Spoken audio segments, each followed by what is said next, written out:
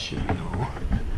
Got you on there, got me on there. The thing goes so wide and it does not. Well, I got a regular view on it right now, like not the fisheye.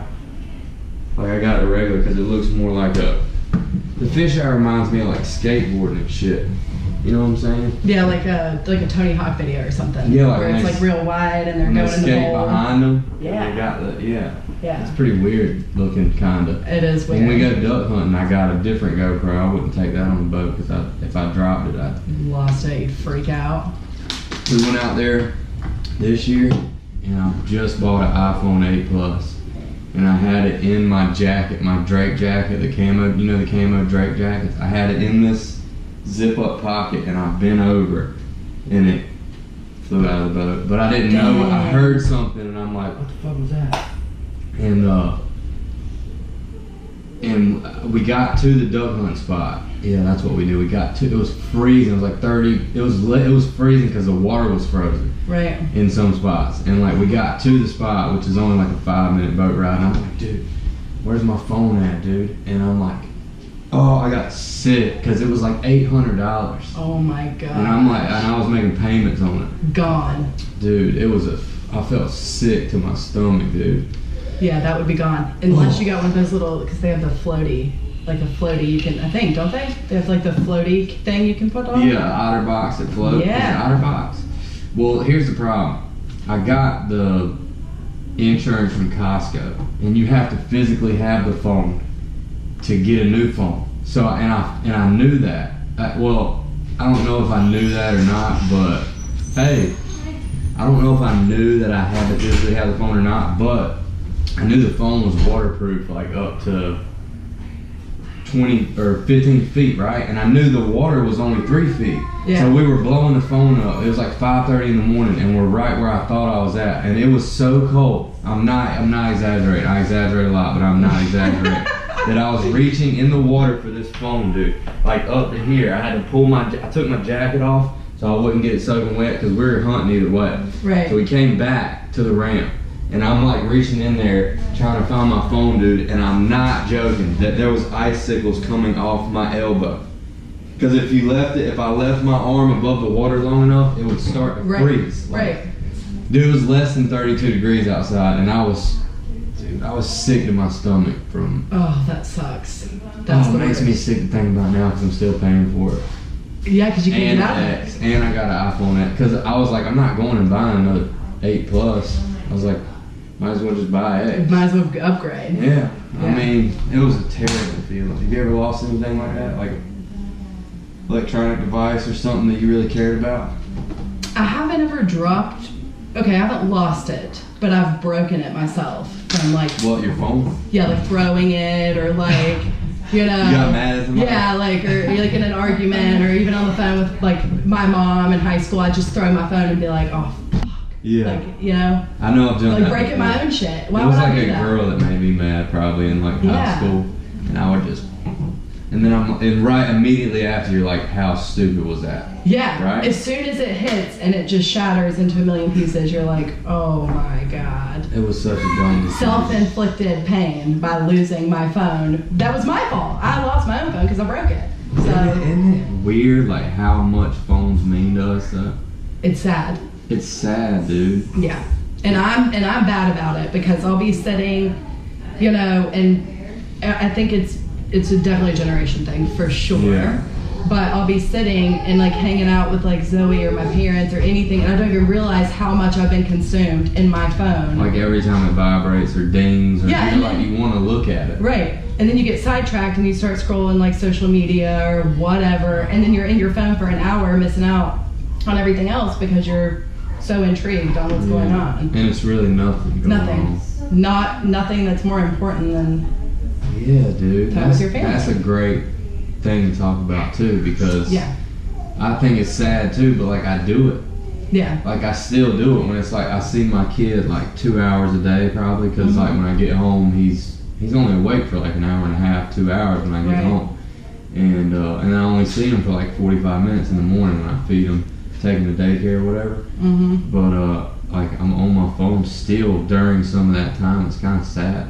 It is sad, and we don't even realize it. And Zoe now is at an age where she's like, "Mom, get off your phone." Really? Mm-hmm. Does she say that? Yeah. She's 5, right? She's Just 4. for the listeners. Oh, She's 4. Yeah. She's 4 years old. She's 4. Callie's got a 4-year-old little girl. Adorable, beautiful little girl. Thank you. Yeah, you're a photographer. Yeah. So, Callie posts a lot of pictures online of like these awesome pictures of your little girl, which is awesome. She gets sick of it. Does she just do stuff and then you're like whipping the camera out? You're like, boom. Sometimes. Or do you set it up? You're like, all right, do this, Zoe, because I want to make this look like this. Yeah, I kind of have to set it up, but like the poses and stuff that she does, people think that that's me, but most of that's honestly her. Oh, they're like, perfect. That's just her doing that, you know. But she. Do you tell her something like that? Do you tell her like, look cute, or I'll do be you like, do your pose? Yeah, I'll be like, will you pose? And she'll just like, you know, like, well, and all females do it. They do the leg pop and the hand on the hip, you know, and like the certain angle. That's Zoe. Did you teach her like how to pose, or did she just see other people doing it maybe? And I don't remember it. Well, I know, so Amelia taught her, you remember the Wonder Woman costume last year for Halloween with the picture of her downtown? And it was like perfect. Awesome picture. Amelia posed her for that. And so, but I can't, I probably have told her what to do in the past, but now she's just so used to it. Yeah, I didn't know if it was like natural to like, you know. I think I probably started it and she's just kept it going. Or she might have seen you do it or something maybe. Probably so. Because they see everything that we do anyway. Yeah, he said the other day. Yeah.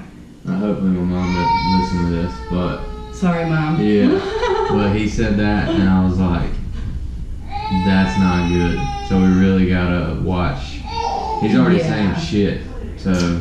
But you know what? I read an article the other day, and it was really interesting. It was about how, like yelling, parents who yell, and like I'm a yeller. Yeah. And so, like a prime example, like the other morning last week, Zoe was, we're starting this thing where I'm like, if I have to ask you twice, we just go to timeout. Like I'm not gonna. You have 2 shots. That's it. Really, she should only get 1. Yeah. In my opinion, but she's only 4, so I kind of work with her. And I told her to brush her teeth, and she literally whipped her head around and she's like, "Mom, I just woke up. Stop yelling at me."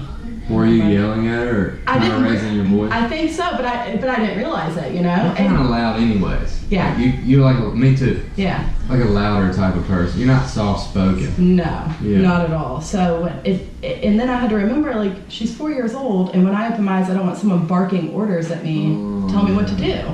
You know, instead of being like, brush your teeth, I could have been like, Zoe, will you brush your teeth? Like, or can you brush your teeth so we can go? But instead, it was just like so instinctively like loud and an order, you know? Some kids need orders up.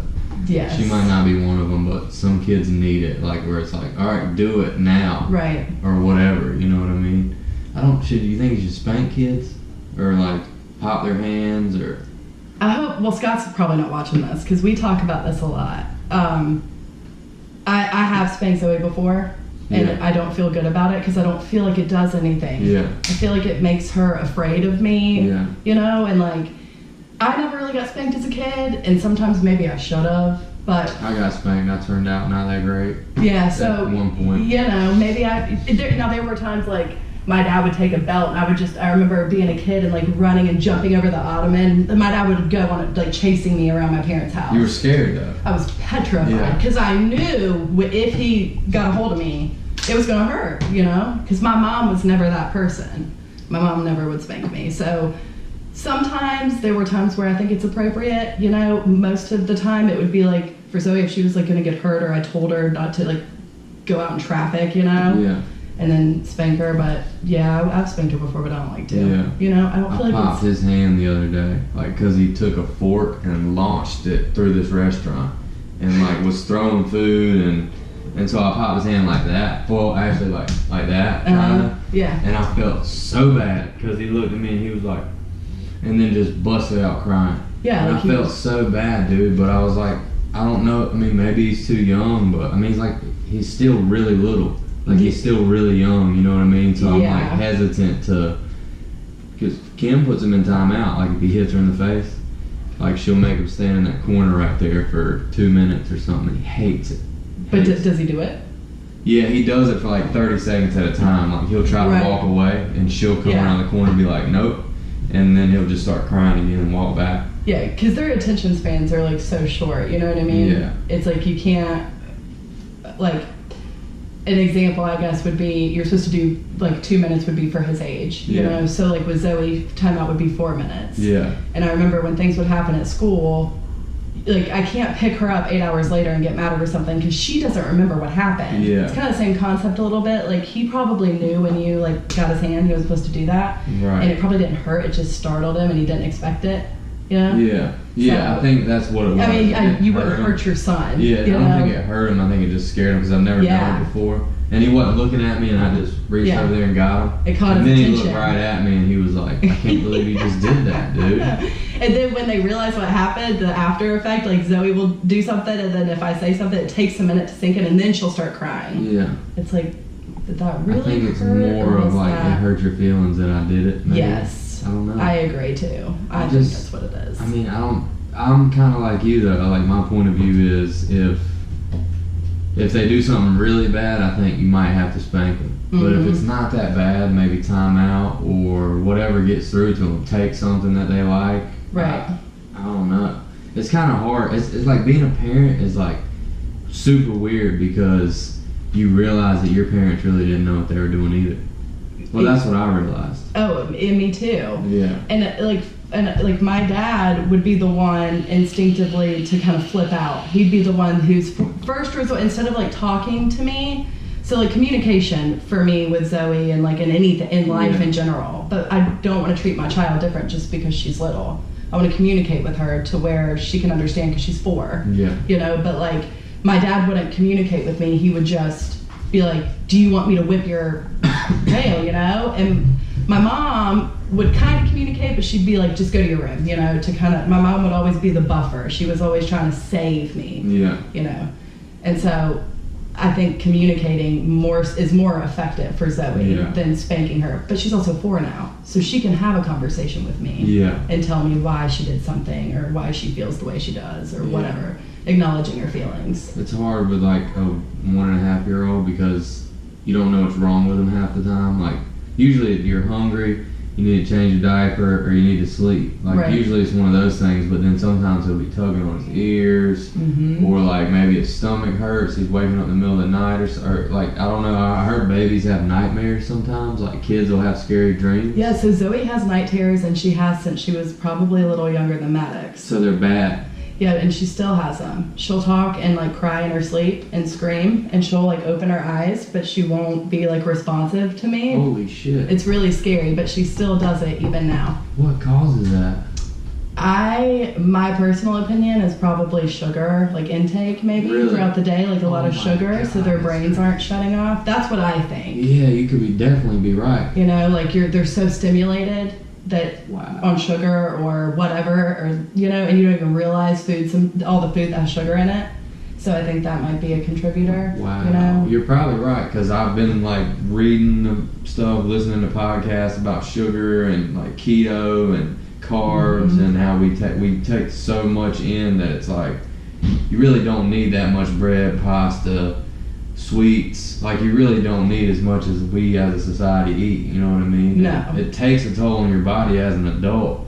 So you definitely could be right. I never even thought about that. Yeah, I think a lot of like red dyes and things like that. What is that? Like any kind of like dyed foods, you know. Like to change the color of the food, like yellow fire. Or something? like a red dye. Capri Sun is like one of the biggest things that Zoe is obsessed with. All kids love a juice box. She loves Capri Sun. Suck, but now when I drink them, but when I was little, they were delicious. I know, but as we're adults, we're like, ew, and then they coat your teeth, and they're so sugary, you know. But Zoe will drink like 4 of them, and you know, because she goes to the fridge and helps herself. Yeah. And she'll just pull chairs over and get up in the cabinet. And I'm like last night, she had already ate dinner. I hear something in the kitchen. I walk out. She's up in the cabinet getting 2 packs of fruit snacks. I'm like, we've already had dinner, you know? So that's probably what it is. But by the time I catch her, she's already opened them and she's eating them. Yeah. So, and because she's getting that independence, that little bit of where she can go get her own stuff or do her, she likes that. Yeah, she doesn't ask me anymore. She kind of just does it. That's kind of a problem. We gotta work on that. Going to the fridge, getting 5 Capri Suns is unacceptable. I think it gets a little more complicated the older they get, you know? Yes. Because I don't have that issue now. I mean, I can tell him not to go in there and mess with my fishing rods, but he doesn't listen, so it doesn't matter. Yeah. I mean, I'm like, no, and then bring him out, but then he'll go right back. Right. do it again. But Yeah. it's like not something that I don't think he needs to be disciplined over it, but also, I mean, there's hooks in there and Yeah, it's a safety thing. yeah, so you know? like I don't know. I mean, I just keep doing it till he get his attention on something else or something. Because he can open that door now.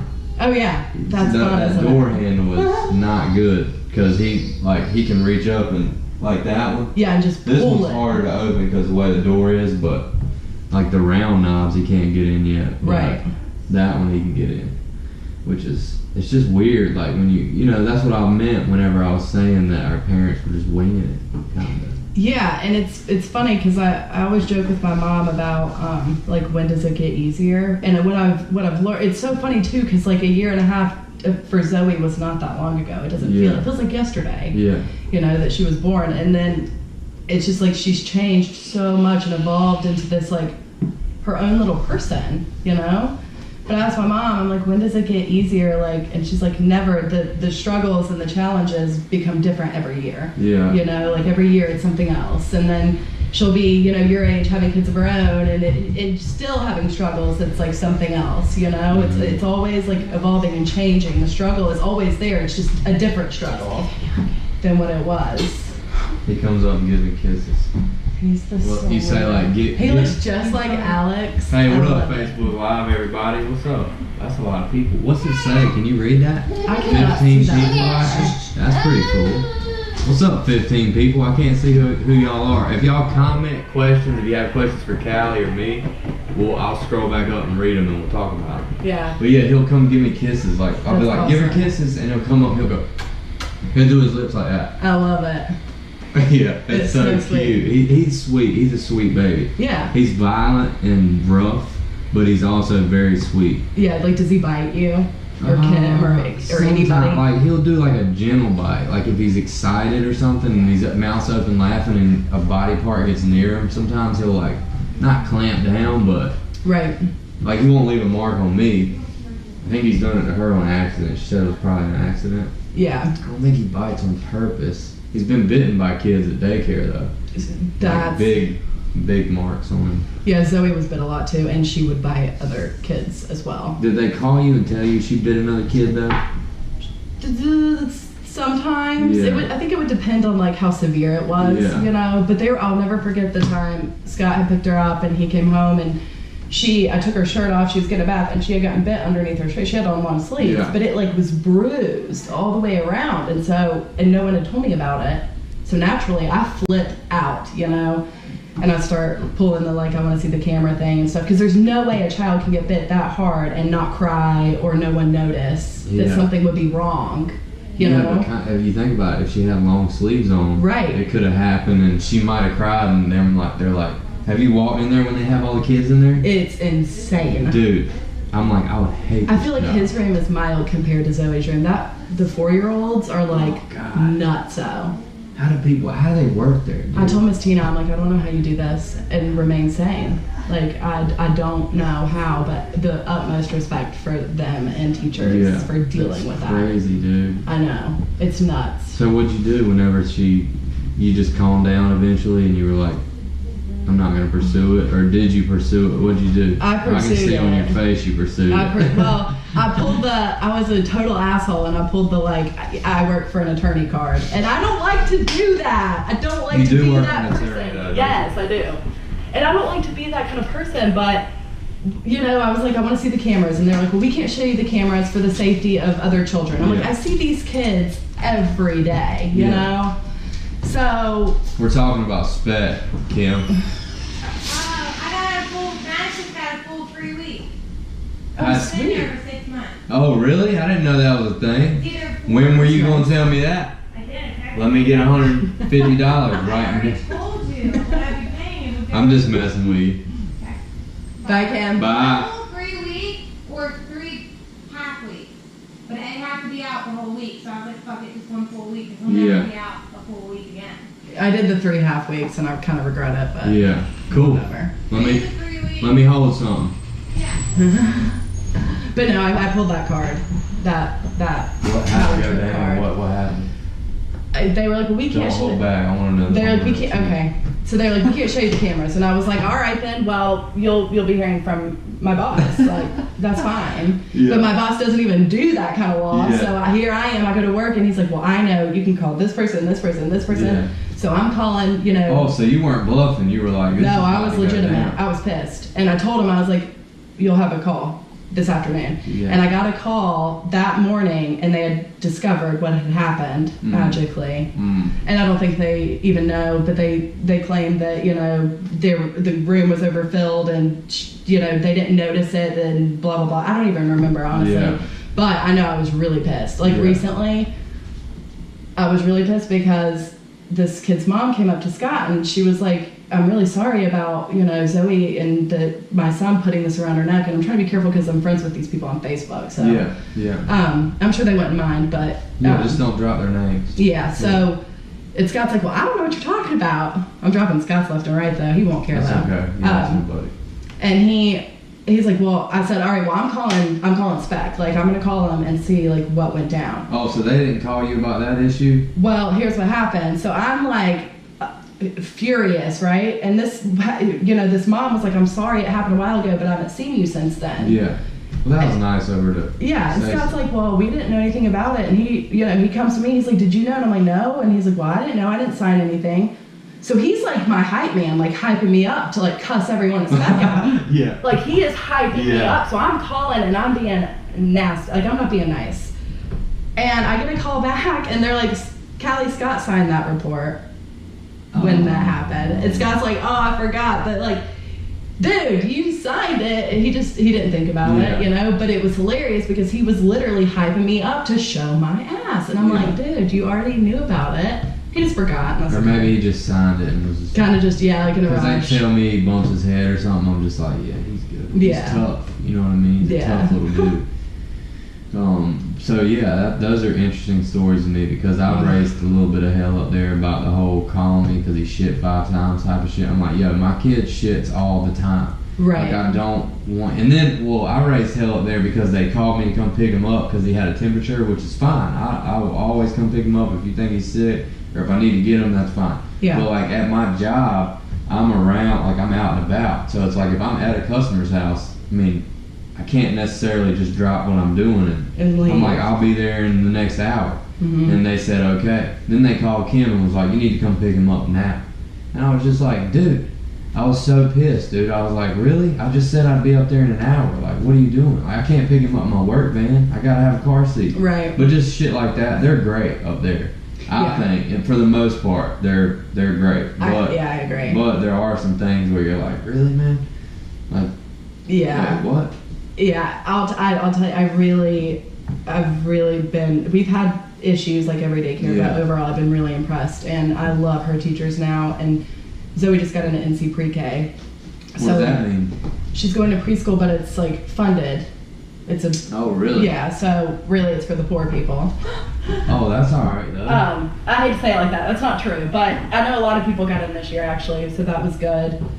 She's got a lot of her buddies going up with her, so we'll just be paying for like after school care. You know, it runs on like the county. That's awesome. So How do you get that? You used to apply for it. When he gets 3.5 or 4, like turns 4. Oh. So she'll go through the school year and then she goes to kindergarten. So they just draw it out of a hat basically, or they see who needs to go and they're like, all right, well we're gonna pick this kid. You fill out like this really lengthy application, and you put your income and all this stuff on there, and then they you have to take like a certified copy of like their birth certificate and all this stuff, and then you just find out if you get in or not. I'm definitely gonna try that. Yeah, I've heard in the past it's been challenging, but now I think they're just letting a lot of people in, which is good because Zoe's going with all her buddies, so all of her like classmates, she knows them. So is it like a funded? So you said, is it like state funded? Yes. So it's like a state funded preschool program. Right.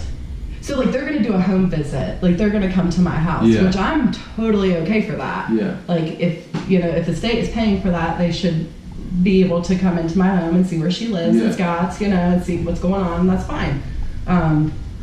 So yeah, they'll do like a home visit, but she starts in September, so we're right around the corner. Oh, so that's gonna be awesome.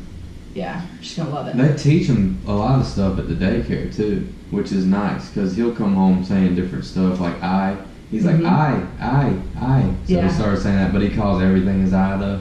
Right. He calls that Zers his eyes, mouth his eyes. Yeah. But it's just cool hearing it because I've started doing like 1, 2, 3, and he'll make noises like he's doing it. He'll make, they resemble 1, 2, and 3, but they're not actually 1, 2, and 3. But he knows to get his shoes. Like he'll sit down and say shoes, and then if like a jet plane or something flies by, he goes. For like 5 minutes, he's like, even when he can't see it, if he hears it, he'll start running back and forth and go. I've like seen all him my do friends that were face. in I love here. it. Yeah, all my friends were in here the other day, and he started doing it, and they thought it was so funny. I'm like, watch him. He'll do it for 5 minutes. That is like awesome. Run like full speed running, and he's a little fat boy, so he's like running like his feet are going.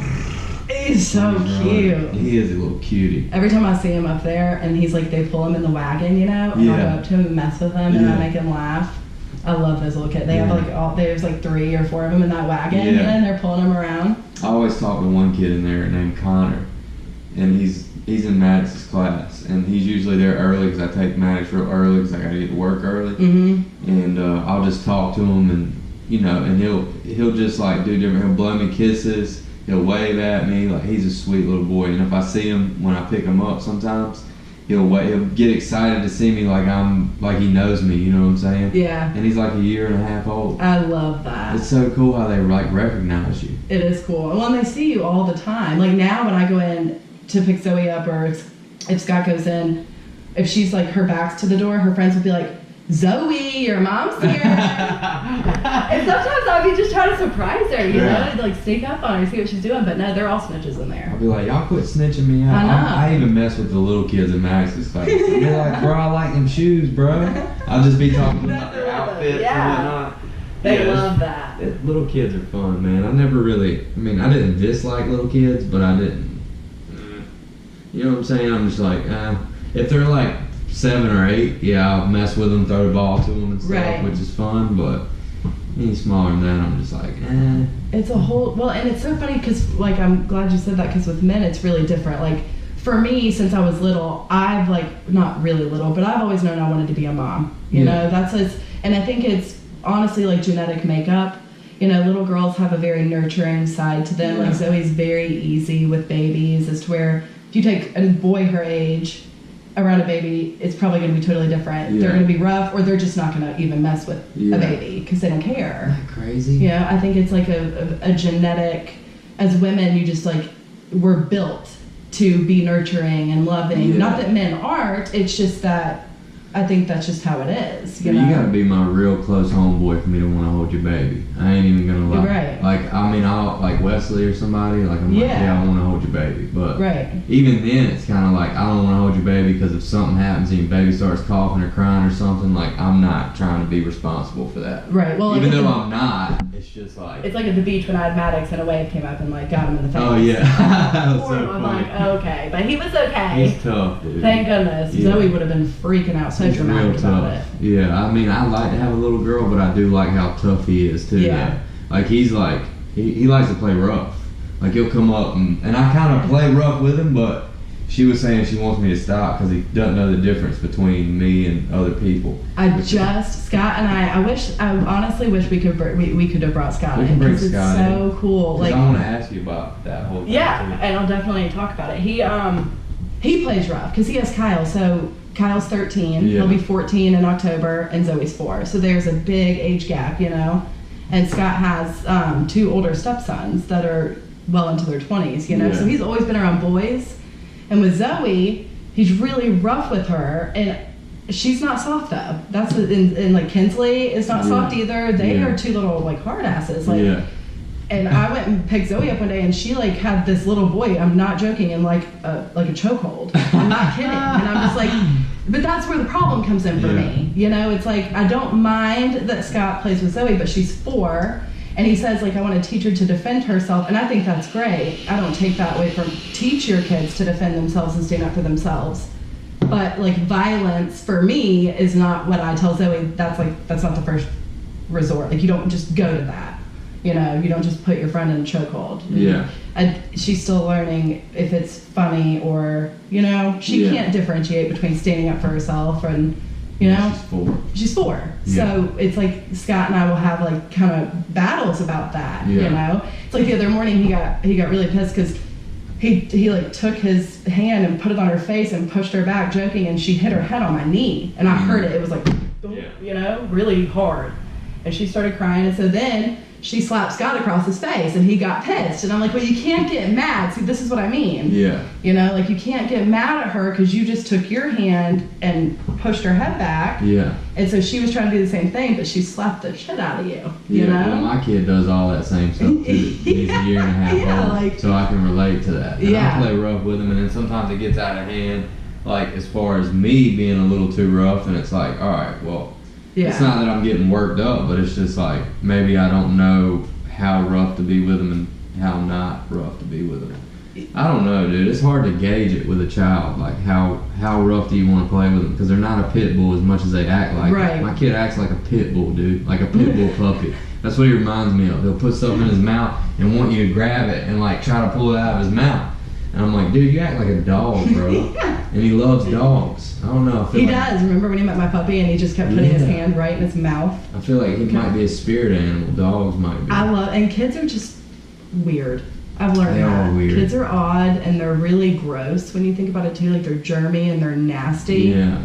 And they don't have like the best hygiene unless we make them, Yeah. type thing. So like, kids are just really odd. They're Yeah. weird. But I'll tell you what, like, I don't know. The number one thing I was excited about with this podcast is like, I don't know shit about being a parent. I've read endless books on parenting and different like ways to parent your child, and I've read all these books, no joke. Kristen has helped me, and I've talked to Nicole because she's in psychology. Like, I talked to all these people. 3 with Zoe was horrible for me. It was really hard with her. Mm-hmm. She was in trouble all the time, and it was like emotionally, honestly, exhausting. Mm-hmm. 3 was the worst. You know, 2 had nothing on 3. Yeah. And I was ready to just like run away, but we can't do that, you know? Yeah. It's like that flight instinct that you probably have. I have that. When things get hard, you want to just, you know, be gone. You're a parent, you can't do that. So to suit up and show up, and it was hard to, you know, because she was just so difficult. Yeah, wouldn't listen to anything you said. No, and That's 3 is like, she just thought she knew everything, you know? I'm like, 3-year-old. like, you're 3. You just started really like being able to talk, like fully, you know? And I've just read all these books, and at the end of every book, all I realized is like, I still don't know shit. Because every kid is different. You can't write a book and say, here is the manual on how to be the perfect parent to the same, like, because every kid's the same. Like, generalizing children is not effective. Exactly. Yeah. It's like what you're saying about spanking. That might be effective for you know, child A, but for child B, it's not. It might be bad. A conversation might be more effective, you know, or talking about your feelings and acknowledging feelings instead of just, you know, spanking your kid. Yeah, I think that's definitely important to. Yeah. Like you were saying, like it's so important to be able to communicate, because it's like kids don't probably want to communicate that much anyway in the first place. So it's like trying to teach them how to communicate different things, right. and so they feel comfortable with you too. Because it's important for them to feel comfortable communicating how they feel to you, because some things are uncomfortable to talk about. Right. So if you can make your child feel comfortable, which my kid doesn't talk yet, but I'm just thinking about me growing up, like I didn't feel comfortable, and it kind of had nothing to do with my parents. Like it kind of did, but it kind of didn't. Right. Like I'm just not like growing up, I was never like a communicator, if you can believe that.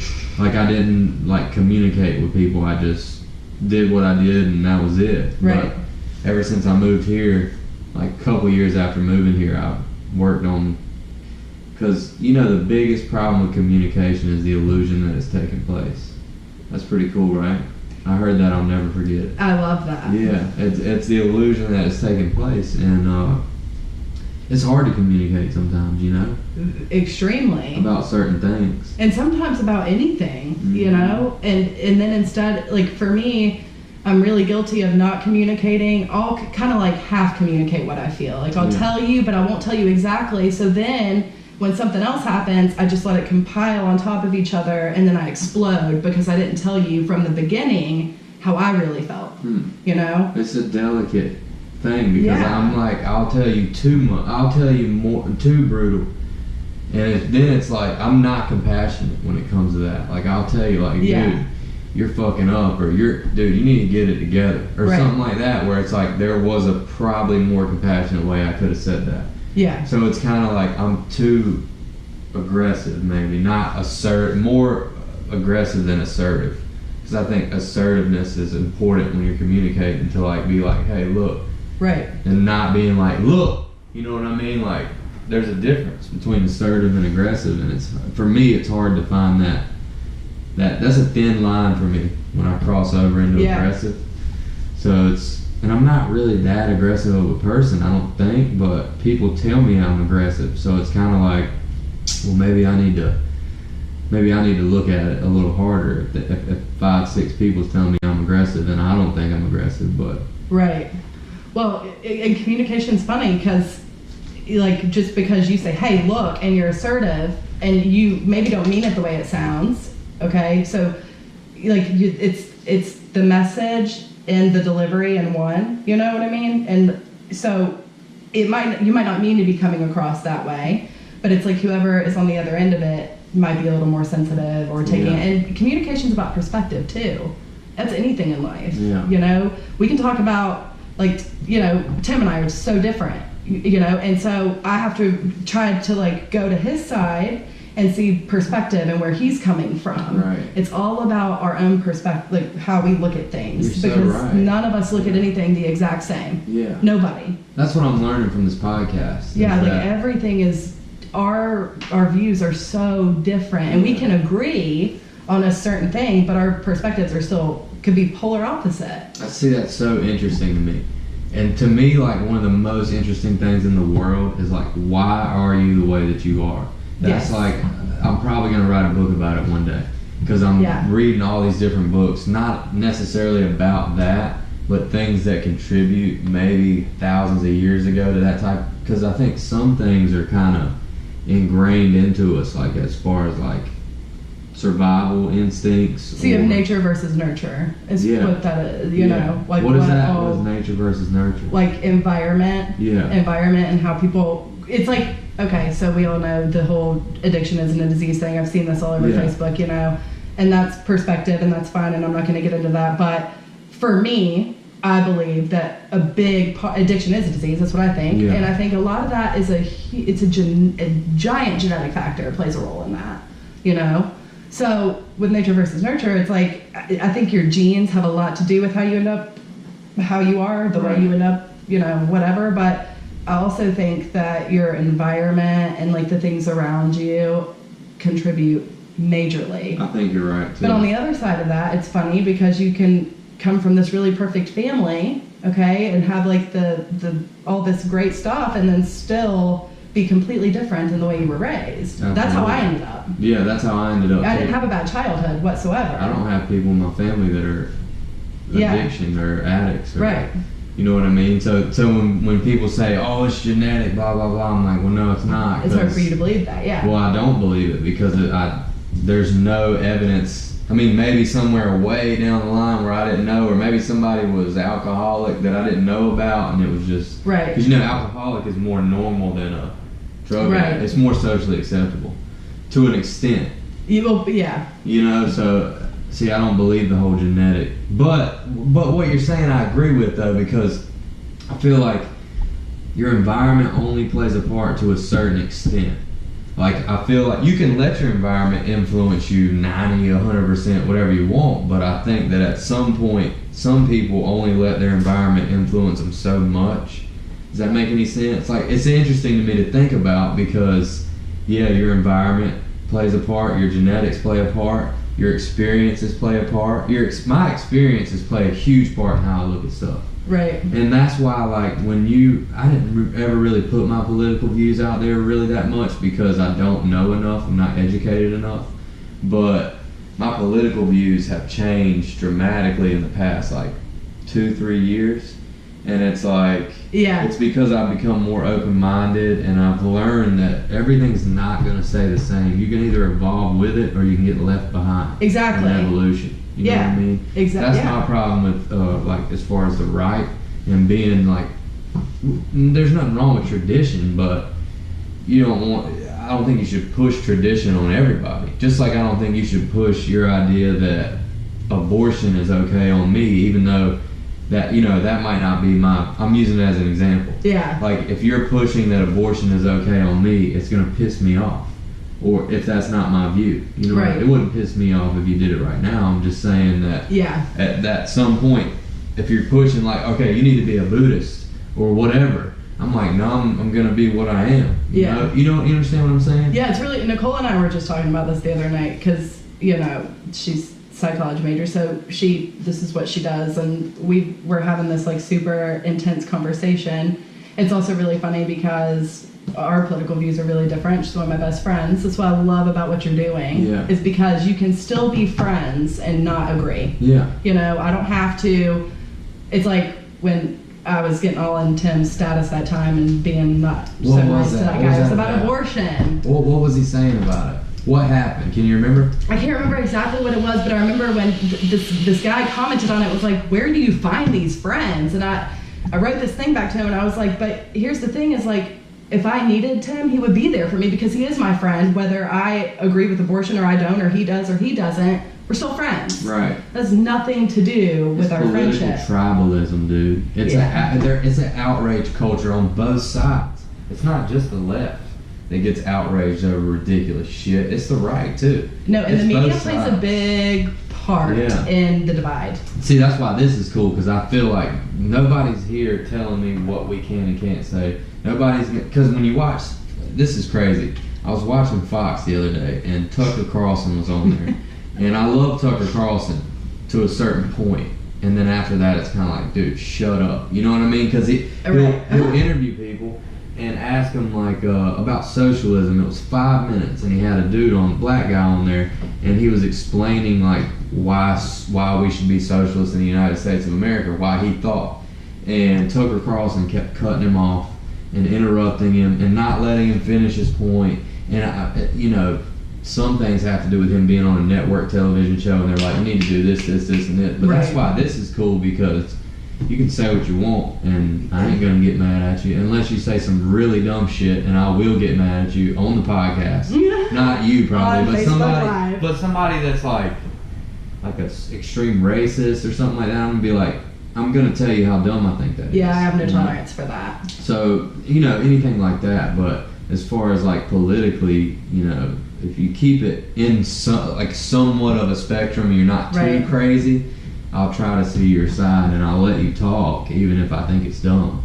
So did you see the video we just did? With Tim? Did you watch it? Yeah, I did. I actually laughed. I thought it was funny. Okay, cool, because it was supposed to be a little funny, but also like Tim's point of view. Yeah. When you had the coffee and the... Yeah.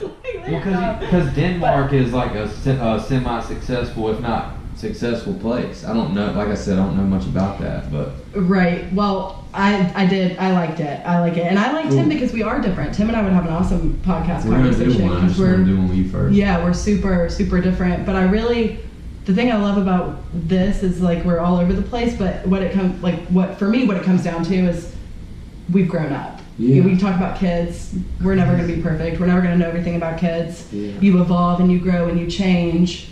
And you learn all this stuff, and then with politics, you grow and you evolve and you change and you become more aware. Yeah. And then that's why. See, it's so funny for me. I was a registered Republican, and my parents, because I had my parents kind of influencing me. And when you're young, that's all I had heard until I grew up and had my own life experience. Right. And then it's so funny because as I evolved and I changed and I grew, my sister evolved and changed and grew. I'm not trying to put my parents' political beliefs out there for anyone, but they grew and changed and became more open-minded because we did, and because we lived experiences that they didn't live. Today's different than when they were my age. Right. It was easier to get ahead. It was easier to do all these things. My mom has no college degree, and it was very successful, and things are different. Yeah. Times have changed. It's not the same it was. So I think it's cool that when we're changing, we don't even notice it, but like other people who were so set are changing too. Yeah. My dad was really set in his ways about certain things until my sister and I experienced those things. Mm-hmm. Okay. Didn't know that. Yep. Didn't know you had an older sister. I have an older sister. She just turned 30. Is she super liberal, or is she kind of I mean, is she smart about it, or is she pretty much like, they believe this, so I believe this? My sister is super liberal, but she'll say she's a moderate, you know. Yeah. And Where does she live at? She lives in Kentucky and Louisville. Oh. So, and she's not many liberals there, maybe. Well, you're from there, right? Kentucky, yeah. Yeah. Not Louisville, but yeah. That's where I'm from. Right. It seems like it'd be more conservative there. Yeah. That state's really, you know, whatever. But my sister is a very free spirit. Yeah. She's the green hair. She's total hippie. Feminist? Absolutely. Yeah, but like extreme feminist? Extreme. Really? Extreme. Wow. I'm talking like my sister. It's funny because all my friends know she's so weird. Like, she's the person that like literally like protested shaving her armpits because if men don't have to, why should women have to? It's a social standard. This is what we're taught. We're conformed to be this way because men like this, and that's my sister. Wow. She's intense and she's brilliant. She's the smartest person I've ever met. I'd love to have her on the podcast. She's awesome. I'd love to get her here. Just because like some extreme views are interesting to talk Super about. extreme. Yeah. But she in some ways she's not, you know, but mostly yes. Yeah. Yeah, like she's more far left. As far as than like, me. Yeah, that's what I was gonna ask you. Like, as far as conservative views, where like do you is there many of those that you have, or are you more, you're a registered Democrat now, right? Yes. So are you more left leaning than right leaning? Is the vibe that I get from you as far as. So the way that I say it, and it might not be right because I also still learn. I read about politics all the time. My dad will send me articles and all kind. Like, I watch BBC. I try to. Yeah, that's instead of like best. Fox or CNN. You know, try to get some unbiased news. What news is really unbiased? Probably none. But I try. And my dad will send me stuff, and we'll have conversations. Morally, and I'm not saying that the right doesn't have any like moral standards. Callie. Okay, so I'm not gonna offend anybody here. All right, but you know, I agree with abortion. You know, and I agree with government aid, and I agree socialism is extreme. Hold on. Before we go through all these, why do you agree with abortion? That's, I want to know, like, what makes you believe that it's all right, or whatever you believe about it. Like, you believe that you should legally be able to get an abortion is what you're saying. Yes. Not that you morally support an abortion, it's just that you believe that that's a God-given right. Right. Well, I shouldn't have said morally and then said abortion, because that is actually goes against what I believe. I know you didn't mean morally mean or like way, but and see that people will say, well, that you're contradicting yourself. Not really. No. I believe in God. Okay, I do. I believe in God, but I also believe that a woman should have a choice to her own body, no matter the circumstance. You know, everyone always jumps to rape and all these things and incest. That's fine. A small percentage of abortions too, though. Yeah, like but even a 16-year-old should have a choice. You know, like that is a choice, and as a woman, I should be entitled to that. You know, like I should be allowed to make that decision for me, and I don't feel like people should be forced into having kids if they can't financially support them or take care of them. You know, and then you have like the right saying no, but then you have the right saying, you know, these people are living off my money and food stamps and Medicaid and WIC and blah blah blah. Well, they need the help because you didn't want them to have an abortion, so now they're using your money to care for the child that you wanted them to have. You know, you can't. It doesn't work that way. Never thought about it like that. Yeah, you can't do that. That's not really like pro-life. Yeah. And I'm not downing government funding. I'm not. I'm all about it. It's an aid for people that need it. It's the people who stay in that cycle of just like, I get help so I don't have to go to work and I don't have to do this. This is where I'm more far right with it. Like there should be regulations on, a little more stricter regulation on who gets it and who doesn't. How long you can get it is what you're saying. But how do you regulate it? How can you tell one person they're worthy of it and someone that they're not? It's hard. It's it's touchy, just like abortion kind of. See, abortion for me is like, it's like morally I don't like it because you're killing a baby, but also like I'm a man. I'm never gonna know what it's like to be pregnant. Or I know that when girls get pregnant, they get crazy. That's what I know for a fact from my experience. So it's like, what's going on inside of a woman when they're pregnant is just, who knows? Like, you know, But it's Yeah. like probably it affects your brain. Your brain. I read that your brain shrinks during pregnancy. Is that true? I honestly don't know the answer to that, but I Yeah. would not be surprised if That's it kinda did. crazy. I was cuckoo for Cocoa Puffs when I was pregnant. Yeah, I believe it. I was just totally nutty. But I'll never know what that's like. Right. Is what I'm trying to say. So like, honestly, I can't have an opinion on abortion because.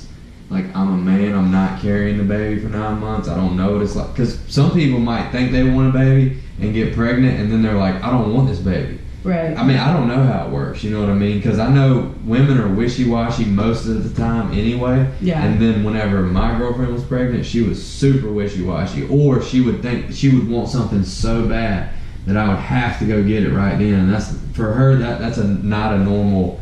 It's not normal. That's like not a normal trait, like No, a characteristic not a normal trait. So yeah. it changed her like as a person to have the baby, because it's like raging hormones and everything's out of balance Yeah. and you're not used to it.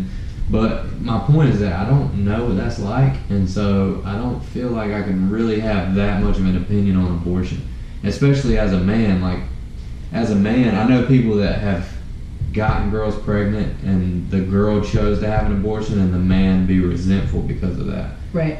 So I've never been in that position either. So it's kind of, that's where I think our experiences kind of shape our perspective sometimes. My experience definitely shaped my perspective about abortion. Yeah, so that's Okay. interesting to me that is the case with you, Yeah. because just that subject alone is why you are the way you are just intrigues me so much, you know? Yeah. So you think the government... See, my thing is, like, if I'm going to say something about abortion, I think the government shouldn't have anything to do with it. Like, to me, it's like, why do you even have your hand in it? Like, let it be just what it is and stop. To me, it's like, all right, well, then there's a privately owned abortion clinic.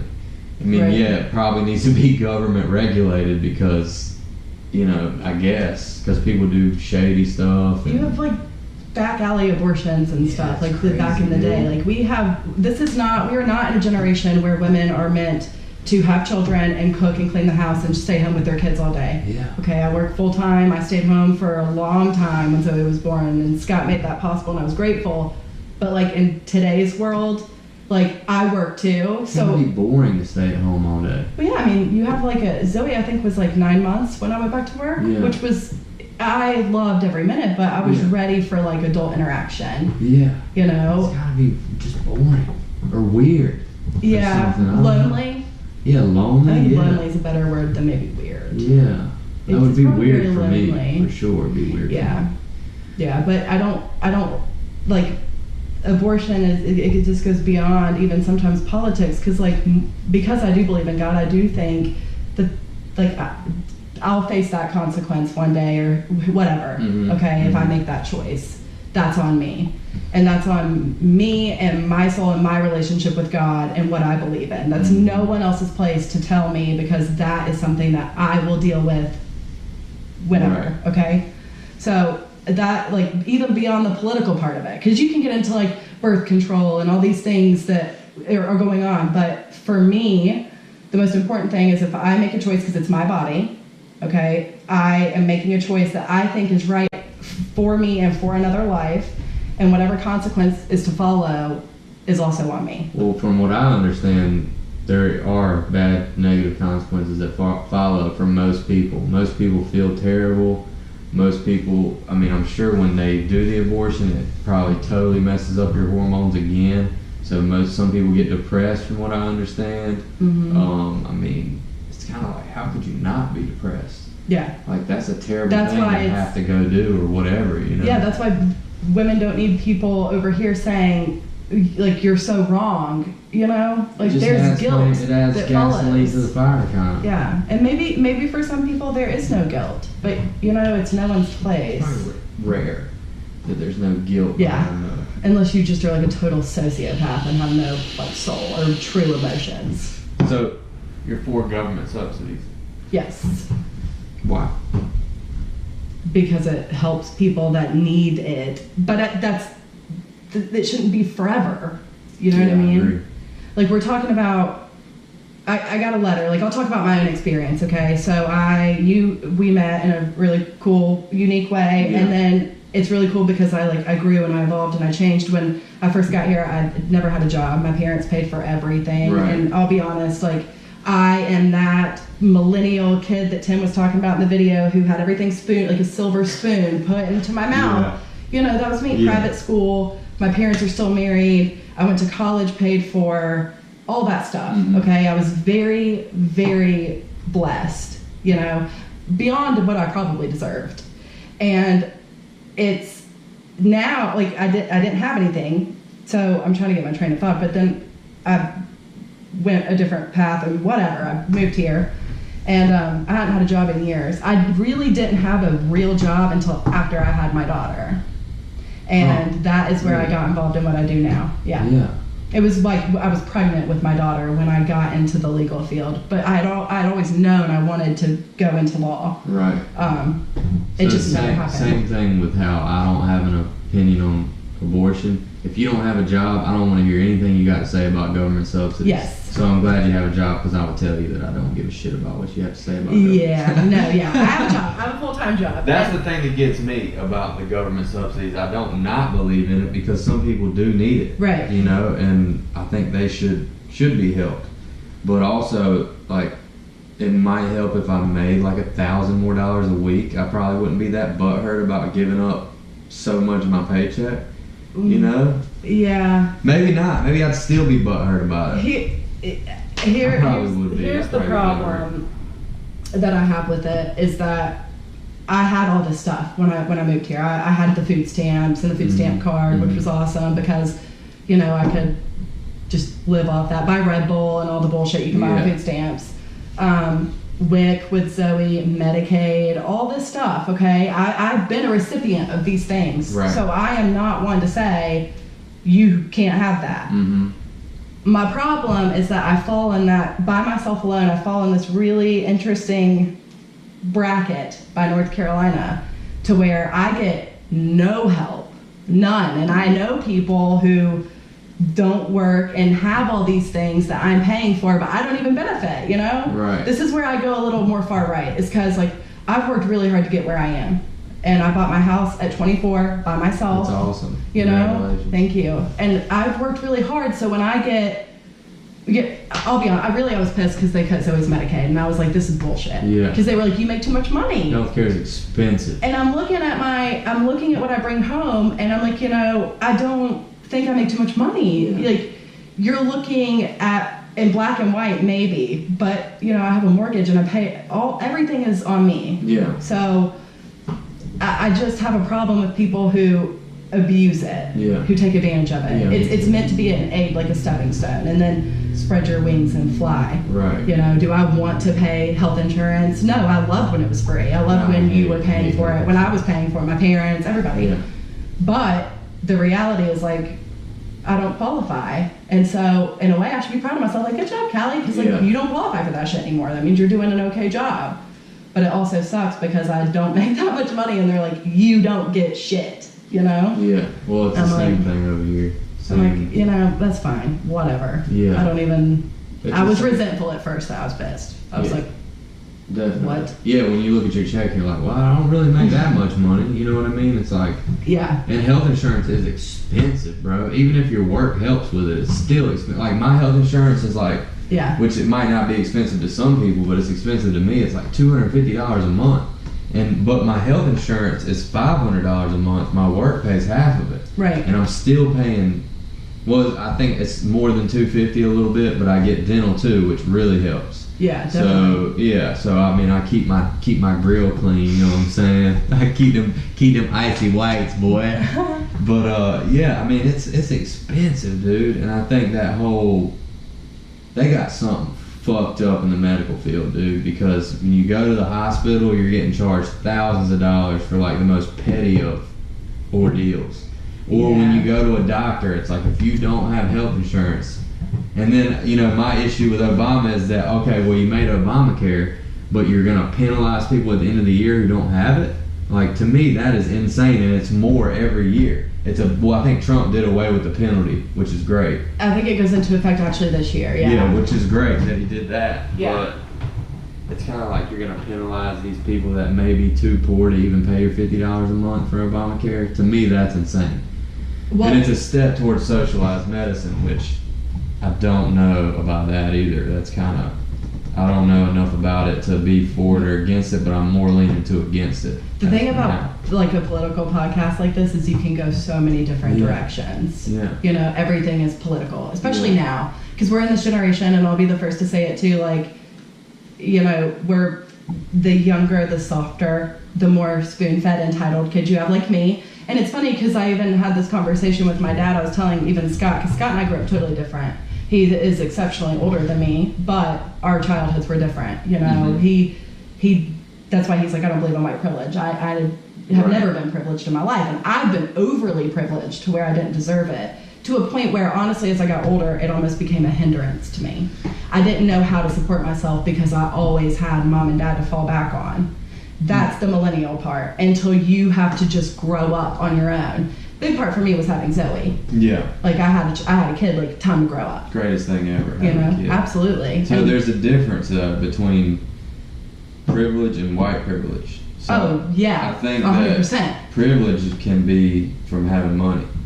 And from what I understand, from talking to a couple of my black friends about it that were on the podcast, that white privilege has more to do with, like, you can get in your car and ride down the street if you get pulled over by a You're police treated officer. differently because of the color of your skin. Maybe, but the white privilege aspect of it is kind of mental. It's kind of like they can't get in their car and ride down the street and get pulled over and not worry about it. Like, they're worried about it. Right. You know, even if they're doing nothing wrong, they're still worried about, how is this cop going to be? Like, what's he going to treat me like? Or am I going to take shit from him because I don't take shit from nobody, or whatever the mentality is. It's more about, like, I think, from what I understand, which I never even knew what white privilege was, I thought it was because of money. I thought it was a money issue, which it doesn't have anything to do with money from what I understand now. It's more about, like, the mentality, like being able to go out and not worry about this, or being able to go to landfall and not worry about somebody staring at you because of the color of your skin. Right. Whatever. That's kind of how I understand it now, and I never understood it before. So to me, it was like, I don't think white privilege exists. Like, even though I mean, now I do, but I didn't before I started talking to them about it. So it's like, I grew up, like, I never thought once about a cop, like, beating the shit out of me with a nightstick or something. I didn't care about Rodney King. I didn't care really that much about Martin Luther King. Like, it didn't mean much to me. Right. And now that I'm growing up, it does mean something. And you're more aware. To me. Yeah, it does mean something to me, because I couldn't have him over here and get his point of view. And, like, there was no bad comments on the thing. I watched, those were awesome. Yeah, it was awesome. And, like, really cool. People weren't saying bad things, which I think is like, one of the biggest things I want to prove about this thing is that you don't have to be nasty about things you don't believe in just because somebody else doesn't believe in. Yeah, you don't have to be hateful. But that's how I understand white privilege now. Never understood it before. And it goes, like, beyond, and privilege and white privilege are totally different, and I shouldn't have put it that way, but, like, okay, a prime example is, like, a lot of people say white privilege isn't real because if I'm doing, they don't care what color your skin is or whatever. For me, it goes beyond the wall, though. Like, if you're a convict, like, you're a felon, like, you're doing shit to get in trouble, you know, that doesn't matter what color your skin is, okay? Like, if someone's doing their job, then you're equal in that aspect. I do agree with getting in the car and the cops and all these useless, ridiculous shootings for no apparent reason, okay? But it also goes to the fact, like, if you put and you're saying you agree with that as being white privilege. Absolutely. Because the way you put it didn't sound like that. Yes, sorry, yes. I understand what you're saying. Yeah, but like, just to be clear for people. Yes, no one should be afraid to get in their car and go down the road and be pulled over and shot because of the color of their skin. Exactly. But it goes beyond the wall too, like with a job. You put someone next to me or you, okay, and maybe not so much today, but you have some old school people who, because you're white, you're getting a job over them, and they might be 10 times more qualified than you. That was exactly what those guys said. I mean, it doesn't matter. It comes down to even how you support your family. It goes beyond the law and being shot. That's important, and I'm not downplaying it, but it's like your livelihood too. Yeah. Someone could do my job way better than I do, have 1 million degrees, and not get it because they aren't white. Right. That's the problem. And it's hard for white people to accept that it can be a reality, because you don't want to think of yourself as having an advantage. You understand what I'm saying? And I don't mean wanna to think of sound that myself- way. No, Yeah. I know you don't. But I'm saying the reason it was hard for me to accept it, one, because I thought it had to do with money, and I'm like, that's fucking ridiculous. But Yeah. two, it was like, I don't want to think of myself as having an advantage over you. I want to think of it as an even playing field, and I'm just doing better than you are, which is selfish. Right. But also, it's like, that was my mentality, and it's not because I was brought up that way. That's why it's so interesting to me why people are the way they are. Why am I this way when I wasn't brought up that way? I was brought up as, you know, that you don't have an advantage over anybody, you know, or whatever. Right. You know, I guess I was brought up that way, but my parents may have thought that. You know, they might not. See, I think that's what's important about the left and the right, is that the left brings up certain things that the right aren't going to bring up. The right brings up certain things that the left aren't going to bring up. And it's important to take a look at some of those. Some of them are ridiculous, but some of those things are important to take a look at. Like, I never heard white privilege until 2 years ago or something. Yeah. Right? When have you heard it? Like, a long time ago? Because I've never heard the words before. Well, I feel like I've only become more interested in real life issues since, you know, in the past 4 years. Yeah, I'm so glad you are. 'Cause You I feel know? like I can learn a lot. I want to know like what's going on, and I don't think I'm better than anyone. Right. We're equal. Right. You know, I think two people with the same work ethic and drive and motivation should be on the top. Right. They should get where they want to go. But some If people you're willing to have put a in the head work. start. Some Yes. people have a head start. And So it's that's not where a level privilege playing comes field. in instead of right Privilege. privilege. That's where privilege comes in. I had a head start. I blew it. It didn't mean anything, Right. you know, but But if you would have taken advantage of it, you would be maybe somewhere different than you are now. Yes. Maybe yeah. not. And I say that a lot, and I feel guilty when I say that because I try not to live in that mentality. Like if I hadn't done this, but had I not done all that, I probably wouldn't have worked as hard as I have. Right. I wouldn't have my daughter. I wouldn't have ended up here. I wouldn't know you or any of my awesome friends. Like, I wouldn't have the experience I have now. So, but I live in that sometimes. Like, you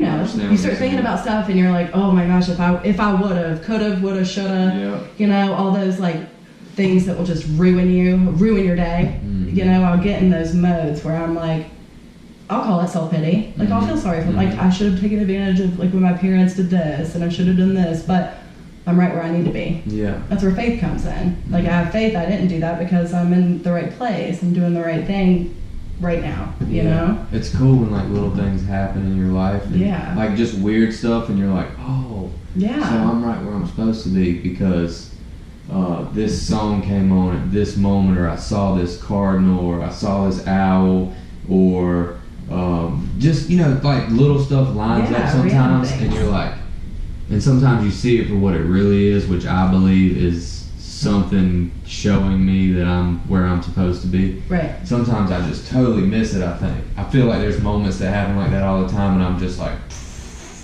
Yeah, we have Blinders. yep. And Yeah. just seeing tunnel vision. yeah, it's one usually way. my ego, and I'm like self-driven and selfish, and I'm not seeing things that I could see that might like shed light on something important, like more important than what I'm actually doing. And it takes a lot to admit that. Yeah, oh, that's 100% For people true. to admit that they're, you know, selfish or self-driven, like, you know, looking out. But you're not, because I know you're not, because you have Maddox. We feel that way sometimes. I'm definitely selfish sometimes, for sure. Well, like yeah. sometimes I'm like, dude, will you please just go to bed so I can get on the computer Right. and whatever. And work you on know? my podcast. Yeah, things I Play my like phone. doing, which I think is important to still do things you like doing when you're a parent, because you have to like nurture yourself. In You order have to be find a parent. balance. You know what I mean? To be a yeah. good parent, you gotta find a balance somewhere. But yeah, I'm definitely. So here's a cool story. You'll like this, and I think I've told it on the podcast before. But I was sitting out, like my truck was parked like it is right now, and I had the tailgate like right there in my driveway, and it was flipped down. I was sitting on the tailgate, and something was going on in my life, and I was just in complete and utter turmoil, dude. And I was sitting on the tailgate, like Indian style, and I never meditate. And I was just closing my eyes, and I was just letting the thoughts come in and go out. And I opened my eyes, and I looked up, and there was this huge, like, barn owl, like this white, round face barn owl, and he was sitting on a limb, like, I don't know if you can see the tree. It's not the tree in my yard, but it's across the street, and there's a limb probably 30 feet in the air, and he was just sitting there looking at me, like staring right back at me. And the only reason I could even see him is because I had my eyes closed and they adjusted to the darkness, and then I opened them and I saw him.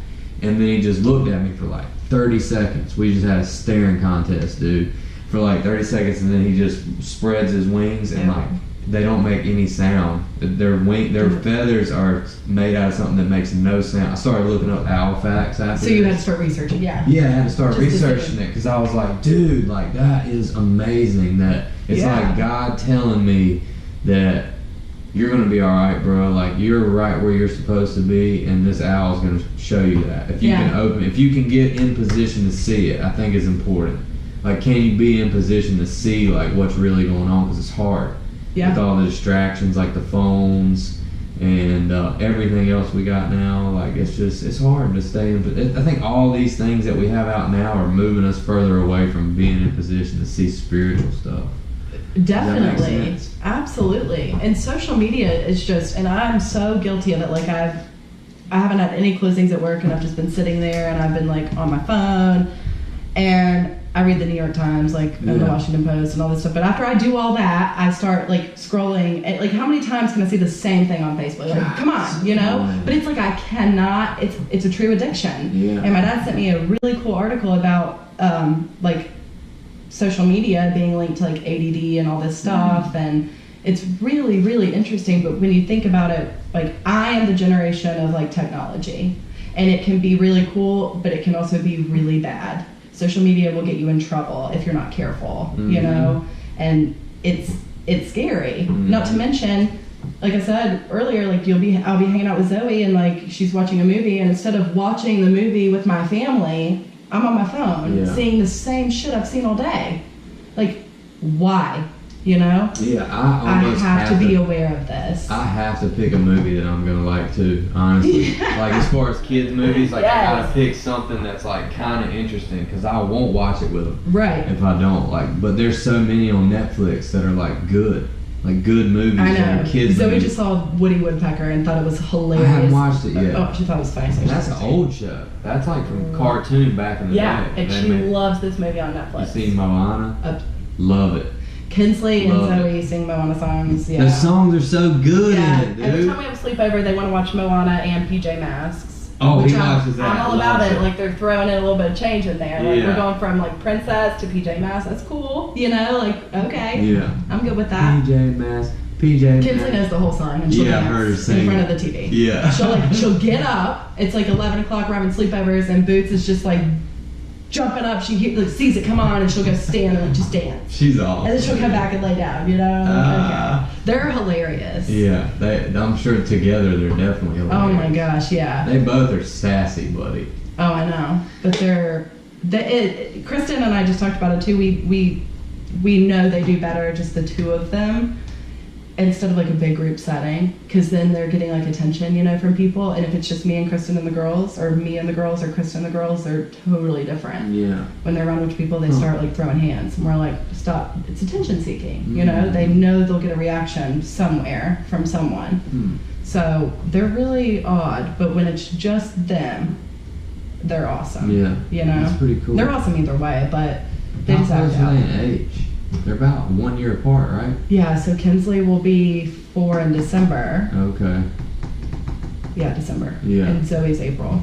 Yeah, Kinsley's birthday is December 31st, right? Yeah. Yeah, New Year's Eve. I can't believe I forgot that for a second. December I'm sorry, 31st. Kristen, if you're watching this. But damn, I think you got lucky on that one, because you can claim them on taxes for that previous year, right? If they're born December 31st. I don't know. Damn, boy, that would be that loophole we've been looking for. I've never tried that, because Zoe was born in April, so I don't know. Yeah. I don't know how that works. Dude, I thought my kid was definitely going to be born the year previous. You said taxes, like you want that refund. I was trying to induce You're like, that, I you know need what that I'm saying? refund bad. Yeah. I was doing everything I could to induce that boy out of there, dude. I needed that. But I didn't get it. January 9th. That was 9 days too late. That's so funny. Yeah. I think there's some kind of crazy technicality where they fuck you on the taxes or something if you don't have it soon enough in the year or something. You know how they are. I'll be honest. I know the tax bracket and I know how all this stuff works, but I don't do my own taxes. I let my dad do all that because I know how to work TurboTax. I can do my taxes. We'll kind of do it together type deal. But like the nitty gritty, like points on my loan and things like that, my dad kind of helps aid with that. So what's he do?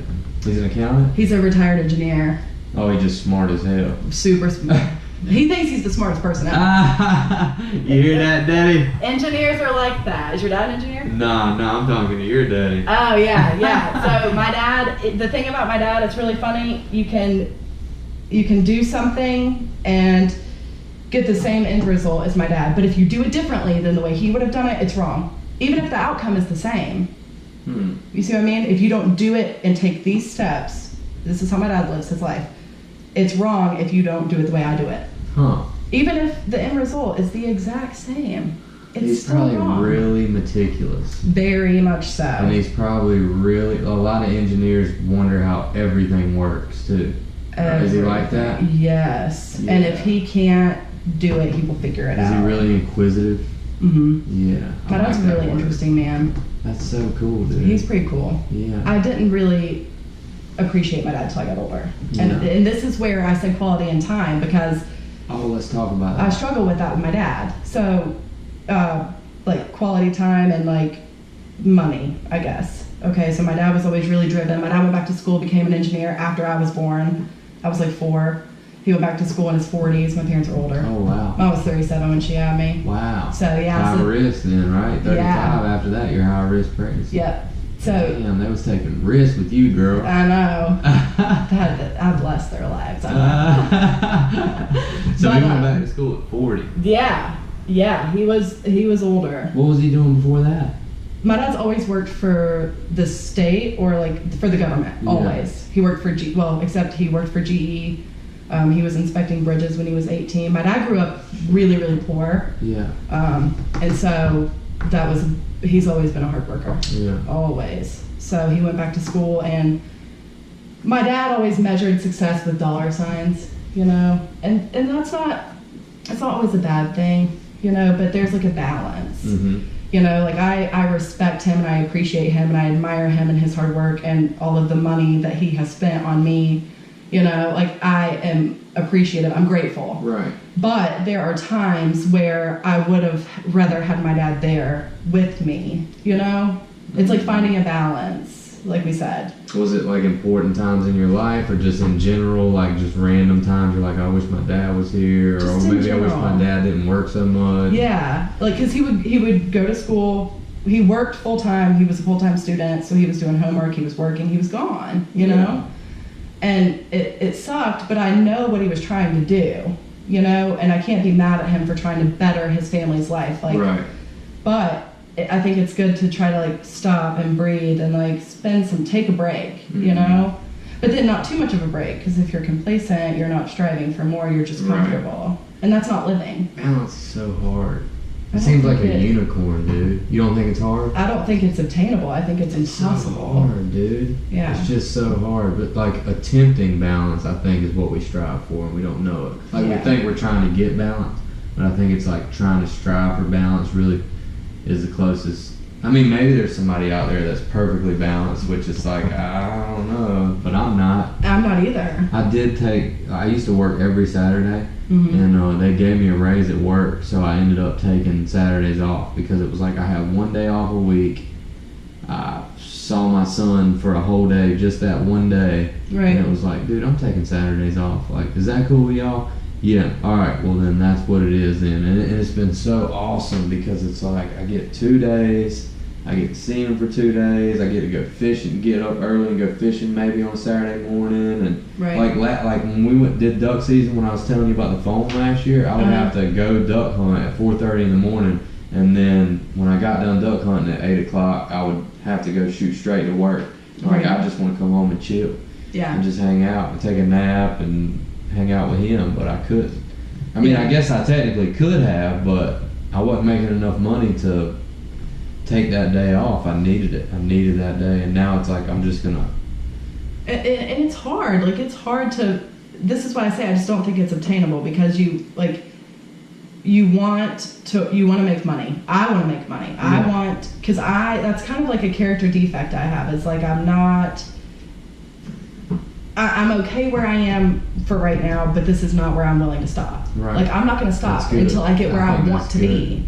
And, that's me. Mm-hmm. I want the best life possible for my daughter and for myself, because I deserve that. Everybody does. And hard work will put you there. So I'm not done. But it's like finding, like, the balance. Like, I'm thinking about going back to school, but I want to wait until Zoe goes back to starts kindergarten, so we could kind of like do it together. Yeah. And like, awesome.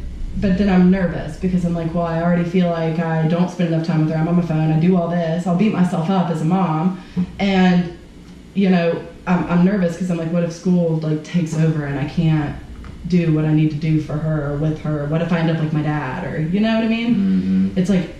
And really, it's just fear of failure. What if I go and I don't like it, and I'm wasting my time or my money, because now it's my money. I'm paying for it. At least it's better not knowing. Yeah, I'd rather try. And know you don't want to do it. Yeah, than wonder, sit and wait. So it's just like unobtainable balance. It's not real. I don't even know if I said that right, but I don't think balance really exists. I think that people do a good job managing and scheduling and doing this, and people, and that's great, but like balance is like, it's a unicorn, dude. Yeah, that's what I think. Yeah, until I achieve real balance, I'm always gonna think it's a unicorn. Or until I have somebody and I talk to them and I believe that they've achieved true balance, because I guess that could happen. I'm gonna be real skeptical about it. Yeah, but I guess that could happen. Then maybe I'll believe, but I don't know. I think that the way to deal with the school thing, like if I was gonna do it with a kid, I would have to cut something else out. Like I would either have to get up earlier, like before they got up, and do my homework, or I would have to not mess with my phone until they went to bed and like concentrate on this. Like something would have to go for me, because I do so much. Like I do a lot of stuff. Like right now, I could probably do more, but I do a lot as of now, so. See, sometimes I feel like I don't do enough. Yeah, I used to feel like that. Like I hang out with my friends and like I do that kind of stuff, but like I don't have Zoe tonight, so like normally I'm here, I'd be hanging out with my friends or whatever, and I feel like I should be like doing more. I love my friends. I love hanging out with my friends, but there are times where I'm like, I feel like there's like more. Like productive, like doing something productive, is that what you mean? Yeah, or just like, applying myself, like working going back to school, and I'm horrible at getting up in the morning, so I'm not even gonna act like I get out of bed, because I don't. It is like an act of Congress for me to roll out of bed, and that's why when Zoe's like, don't yell at me, it wasn't her fault, because had I gotten up when I was supposed to, we would have been out the door at that point. I can't stand rushing in the morning, so I do it all the time. And Scott's always like, how do you do? I can't just roll out of bed and go to work. And I do it all the time. It's terrible. I can't do it because it's like starts my day off on the wrong foot. But just for me, like I gotta get up. Scott is like, if you got up and like watched the news and drank coffee, you would feel so much better. But instead, I'm like jumping up, and we are busting moves out the door. We are rushed. It's bad. And I could go to bed at 8 o'clock and it would still be the same. Really? Yes. So you could what time do you wake up? I can sleep. What time do you get up in the morning? 7? Like 8. What? What time you gotta be at work? 9. Oh, so you still get up an hour before work? Sometimes 8:15. Oh. And I'm just being honest. Like I am a slacker in the morning. It's terrible. I can sleep, no joke, from 8 o'clock at night until like 1 o'clock in the afternoon. Holy shit. Yeah. I can't relate, bro. Yeah, a lot of people can't. If I open my eyes up, it's a wrap, dude. Like, if I'm in the bed and I open my eyes, rarely can I go back to sleep after that. Yeah. On the weekends, I wake up at 8 o'clock. Oh, no. Like, before my kid wakes up, I wake up. Yeah. I'm always up before him. He rarely wakes up before me. Like, it's rare. Yeah, I'm really bad. The mornings are my, like, very lazy time. Yeah. And I could, like I said, I could go to bed. I could make myself this really amazing schedule. And I'm sure, I've gotten in the habit. I used to have to be at work at 8, but then when I switched firms and I'd be there at 9, I'm like, ooh, I got that extra hour. And then I started taking advantage of it, and you start pushing it, you know what I mean? So I gotta find my way back. Yeah. It's just too much. Yeah, well, maybe like the school thing, maybe you do it at night. Yes, we're gonna have to. Maybe like a night owl. She goes to bed earlier, maybe. What Yes. time does she go to bed? Zoe's normally asleep by like 8:30. That's pretty good for a 4-year-old. Yeah, and she'll just lay down and kind of, well, she's easier for Scott than she is for me. So she'll lay down for him like it's nothing. But with me, she's like, Mom, can we watch Netflix? Mom, can we do this? Oh, she knows you're gonna fold like a lawn chair. That's why. I'm terrible. I'm telling you. And I've been like, I had a couple people over yesterday, and I was like, I think part of being a mom is just you feel so guilty Yeah. all the time. Like, About what? that's the thing. It's like, that's what I'm saying. I'm crazy sometimes. Well, I want to because know. anything, like, okay, I was talking to a friend, and they're like, I just want you to know that OCD is a part of anxiety. And I have really bad OCD. Like, anybody that really knows me, has been to my house, knows that. Huh. Zoe has this, like, and this is where I want to tell on myself, because it's honestly, I get frustrated with myself, and then I get sad and upset for my daughter because it rubs off on her. So, like, an example is she has this amazing closet of dress-up clothes. They're beautiful. I bet she does. She's going to outgrow them. They're not going to fit one day. We're going to have to give them away. But I still am like, we don't go outside the dress-up clothes. We hang them up when we're done. You know? Yeah. It's like that OCD, like overbearing. I cannot let her be 4 sometimes. And sometimes I need to let her go in her room and be a tornado and pull everything out. And then before we go to bed, we clean it up. Right. Instead of being like, Zoe, you're going to clean that up before you get that out, you know? And it's honestly bad. It's bad. People watching are probably like, you need to be on medication for that. But it's, you know, and it rubs off on her. Like I had someone over yesterday, and they were like, yeah, like you can tell that your like OCD and anxiety rubs off on her, because they were playing with her, and she would like go and like be like, my mom will get upset, like, Yeah. you know? Yeah. And that is an example of what makes me feel guilty. Yeah. Okay. That's a defect I understand. have that reflects onto my child. Yeah. And I'd rather it be OCD than something else, but it's like, I want her to be 4. I want her to live. Yeah.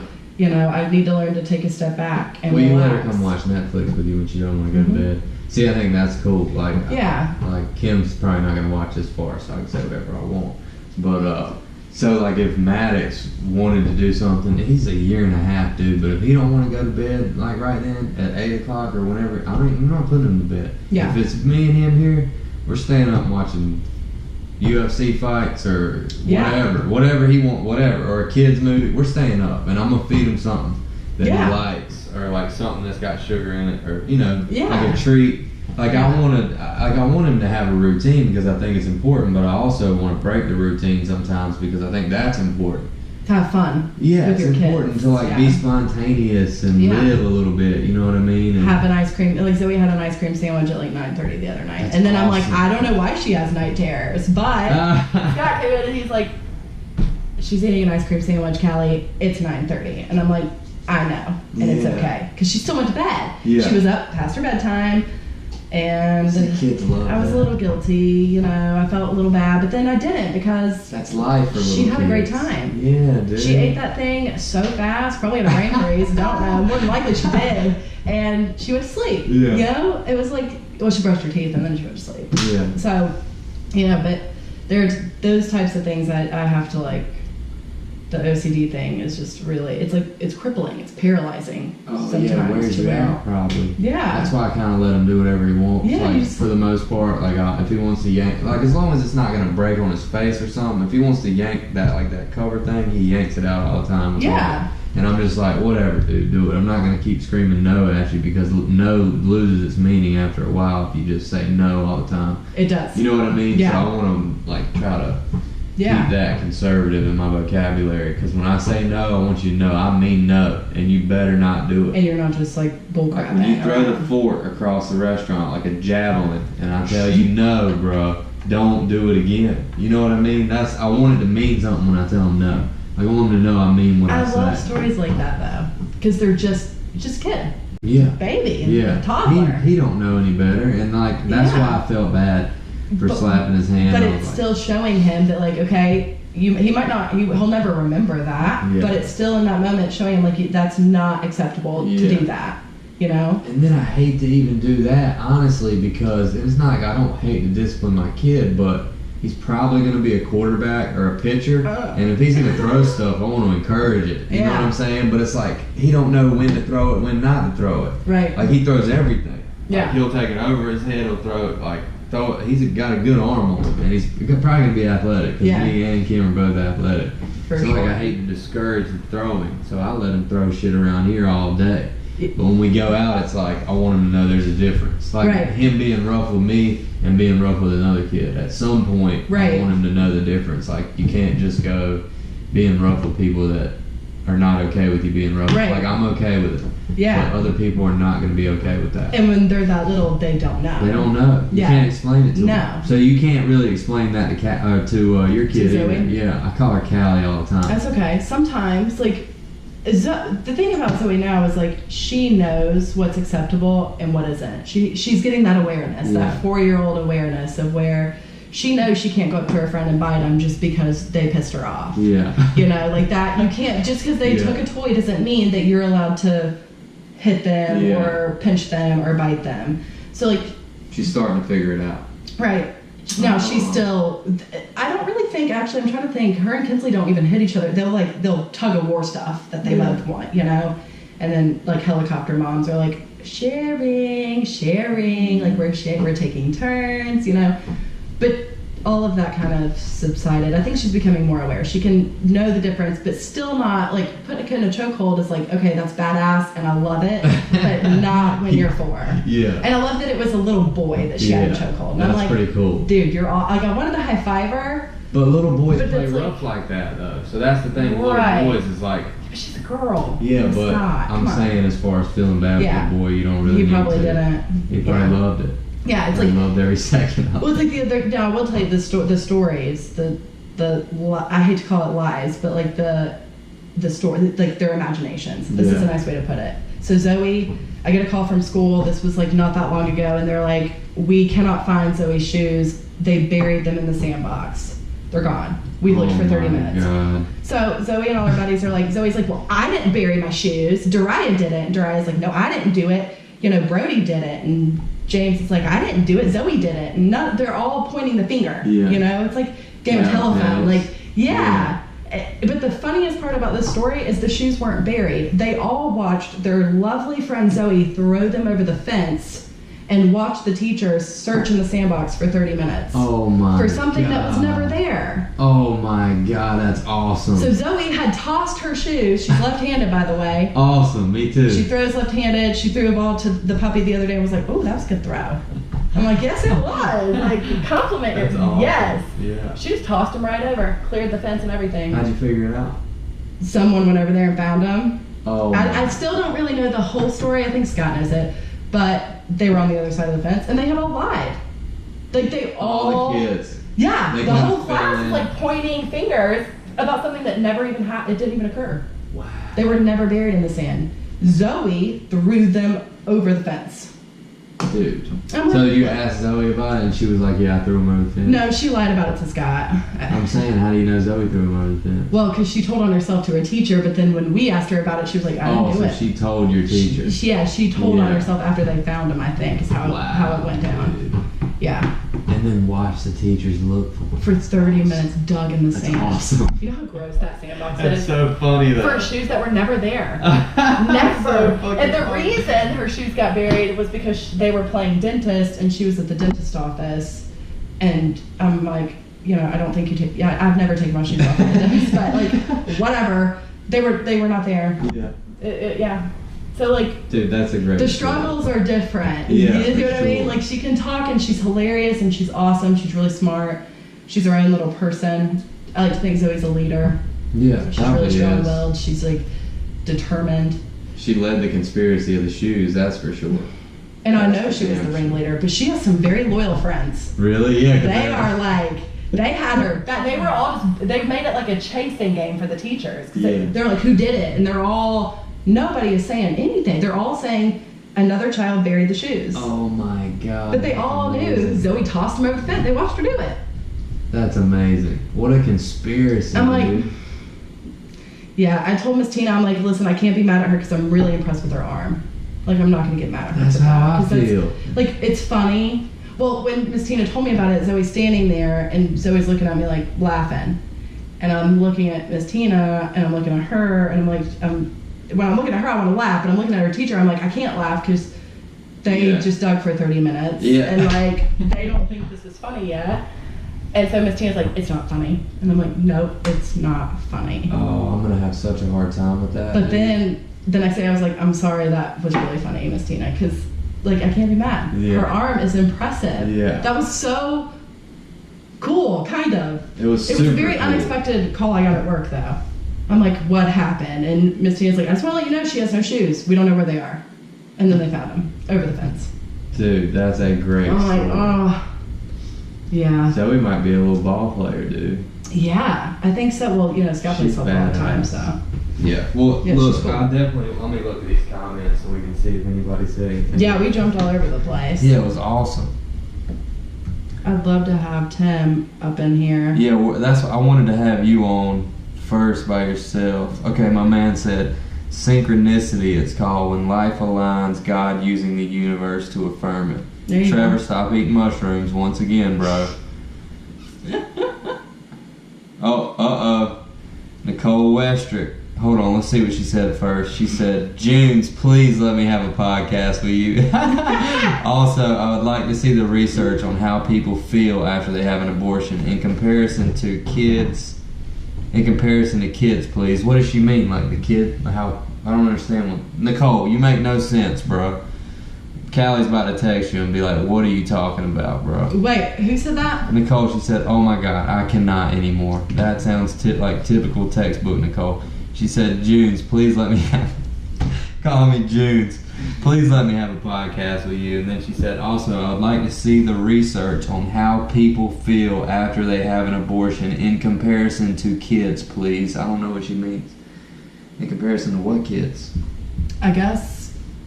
Kid wouldn't know. I guess like emotionally, maybe like the side, like giving birth opposed to having an abortion, maybe what she means. Oh, okay. Like Gotcha. the research behind, you know, what happens either way, I guess. I don't know. She'll have to elaborate on that. Okay, this might be interesting. Just took a communications class about this. So crazy how we deliver what we are trying to say has a meaning in itself. Yeah. How the way we deliver, delivery is everything. Yeah. Right? Yeah, for It's sure. so important. So we're schooling people out there. This is free too, man. You ain't got to pay for this college on here, guys. No. Taylor said, I've got to go because I'm working. She spelled it Gyo, so you know got that's the how you gully. pronounce it. But a great job at Delissa and June. They call me Delissa. Zoe says, everybody says, what's your mom's full name? And she says, Callie Delissa Hall. Dumb at Nicole. Okay, she said also, Callie, when are you going to be done? Because Mary.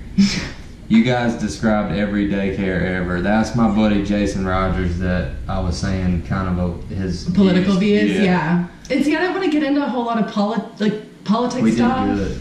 It was good. Because like we can go over all these different awesome and cool like research and facts and all this stuff, but like I didn't want to do that. Yeah. you Well, know? in the end, it's like, oh, I want to hear it. Well, I mean, yeah, So but I like wanna hear tonight, what you have to say. it's cool because like we were able to, you kind of know like where I am Yeah. without getting super in deep about it. We stand similar in the things that we talked about. for Yeah. Sure. Yeah, I mean, it's I very- think so. Yeah, I like kind of staying in the middle with stuff like that. I like to believe in like letting people have a choice, and you know, but also financially do lean more far right Yeah. when it comes to money Yeah. and my future and my kids' future and Yeah. like you know that kind of Well, thing. if you're not conservative, there's not going to be any money. There's Yeah, gonna be no exactly, money. We're gonna go exactly. deeper Yeah, into that, you know what I mean? yeah. Let's see. And Nicole said lit, and Scott said, and that is not the way I hyped you up. Yeah, it is. We Well, should really he have was our pretty own. chill about Nicole, you don't need a podcast, bro. You have the worst podcast voice I've ever heard in my life. Well. Look who showed up, Coco. Okay, we don't need to read any more comments because I know y'all blew it up, Taylor and Nicole. It's like all Taylor and Nicole. So yeah, Absolutely. Scott wasn't like, yeah, you called those people. But he was definitely encouraging me to do so when he had signed the paper. Oh yeah, because he forgot. Yeah. He so said he forgot. He wasn't like, yeah, do it, because Scott's never my hype man. Like, most of the time he thinks my choices I make are really dumb. Yeah. So At least he's honest. he is very honest to the point it will hurt your feelings. Yeah, that's kind of how I am. You have to admire it in a way, though. And I think sometimes, like with the delivery thing, I used to always tell Scott or anybody, it's not what you say, it's how you say it. Okay? So true. You know, and like you can be, but it also, as you get to know somebody, like I've gotten to know you in the past like 6 years, and like Scott, you know, or whoever, Taylor has a pretty strong delivery in times, like, you know, and so as you get to know the person, you start to know what they mean, you know, like they're saying something, but it's the tone of voice isn't matching up with what they're trying to say, and sometimes the way it comes out isn't what they mean, you know. Well, that's you come across as like an asshole, but really it's when if you don't know someone, it's offensive and it's rude, you know. Communication is really cool. It's really interesting because it's so broad. It's really, really broad, and like it takes two people, and we're different. Every single person is different, so it's really neat. Think about how crazy that is, that every single person is different. There's like how many people? Like billions of people? I know, well... Trillions, maybe? Too many people. Let's look it up. Let's look up how many that's why we have an people overpopulation problem. You think we got an overpopulation problem? Absolutely, yeah. Why do you think that? Why do I think we have an overpopulation problem? Well, a lot of reasons, but I mean, resources. There's like natural resources? Yeah, like it's just... Holy shit, 7.442 billion. Yeah, see, I didn't even know. Hold on, what's that? Oh, Earth. Oh, that was in 2016, though. It's not even accurate. It's not even up to date. What is that? It means 3.92 billion in 1973. China had 881 million in 1973. You know what I haven't looked up on? I read this book. What was it called? Bound, I think, in middle school. I think it was like a summer reading I had to do, and it was about China and how they like bind their feet. Feet, yeah. So they stay small, right? Yeah. So, and it's really cool because I could be dreaming. I don't keep up with China, I'll be honest, but they're lunatics, bro. Well, I know my dad had a friend at work that was like, if you ever want to go to China, you can stay for free. And my dad literally, he was like, why would I want to go to China? I would go. I'm like, well, that'd be kind of cool, like, you know, but I could be completely off base, and I haven't really done a whole lot of research on it, but I don't know if they got rid of it, but they used to have like a law on how many children you could have. Oh, they do. I'm pretty sure. Yeah. Well, they're a communist nation, right? China's communist. Yeah, See, that was our thing about, that's me and Tim's thing about socialism, is that it's like a soft form of communism. Sometimes it leads to communism. Sometimes. How do you feel about socialism? Let me ask you that. Or like Bernie Sanders, like how do you feel about Bernie Sanders? Was Bernie somebody you would have voted for had they not rigged it up to where Hillary was in the primaries? The only thing about Bernie that was concerning to me was definitely his age. Yeah, he's old as fuck. His age was big. His head sits like way down here too, so that's concerning to me. Yeah, but I need you to be like this. I need you to have that good posture if I'm gonna vote for you, bro. Yeah, he was a little on the old side for sure. But, you know, I would have voted for him. The thing about socialism is, everybody thinks, I always tell Nicole, if you're a Democrat, you kind of believe in socialism anyway. Kind of, yeah. Okay, they kind of, and so most people are going to be like, no, you don't. But that's what I think. That's my opinion, so I don't really care. Yeah. A good example, though, is like Greece, okay? Look at Greece's socialism country. They're poor. Very poor. Like now? Yes. Yeah. That's why when you look at the cost of travel to go to Greece, it's higher than if you would go pretty much anywhere else. Why? Because they're taxing you to go in there because that's their income? Because it's a very, very, it's poor. Right, I didn't know that. Well, kind of like socialism kind of jumps on the back of capitalism. Like, most countries had capitalism before like a free market before the socialism. So the money was generated through capitalism and then given away through socialism. And Bernie Sanders is a socialist. Democratic socialist is what he was considered. Yeah, and like here's the thing: people college. like you run out of money. You run out of money. Okay, I don't think like go to college for free. Everybody should go to college for free, but I do. It'd be nice. Yes, but I do think that there are people like that should be able, they should have a chance at an education that can afford it to an extent. It's just the same as like a Medicaid and food stamps and all that stuff. Or like a grant. You know? Isn't it grant? No, not a grant. You have like Pell grants and grant scholarships where you don't have to pay stuff. it back. Grants you don't have to pay back. Yeah, Pell grant. Loans you have to pay back. Right. So and it's based off your grants are income. awesome, kinda, because I got to go to school for free. Yeah, the problem with hardcore socialism, well, it's all hardcore, it's socialism, but money runs out. Yeah. Okay, so someone has to fund it. What is generating money? That's what I need to know. Like, if you're going to be a socialist or whatever, I need to know what you're going to do to generate the money that you're giving away for free. That's what I need to know. Yeah. From you, Bernie Sanders, that's what I need to know. Yeah. If you're going to get my vote, I need to know what's generating the money. Because if you're just giving it all away, we're already how many trillions of dollars in debt? A lot. Yeah. A lot. And it's like, how is that going to help? Yeah. Is anything ever going to help? I mean, Donald Trump's our president, and we're still that far in debt. Has it gone down any? Because I don't think it has. What, United States debt? Let's look it up. I honestly don't even watch. I really don't think I've seen a single interview. I mean, I've watched like little clippets of like Donald Trump, but he makes me like honestly cringe. Yeah. Just as for me, it's about being a good human being. Yeah. And like there are some things. He's a rich snob. He had money he was rich his whole life. Yeah. So that's what I'm interested in that too. How much did that play a role in why he is the way he is? How many times do you think Donald Trump couldn't get what he wanted?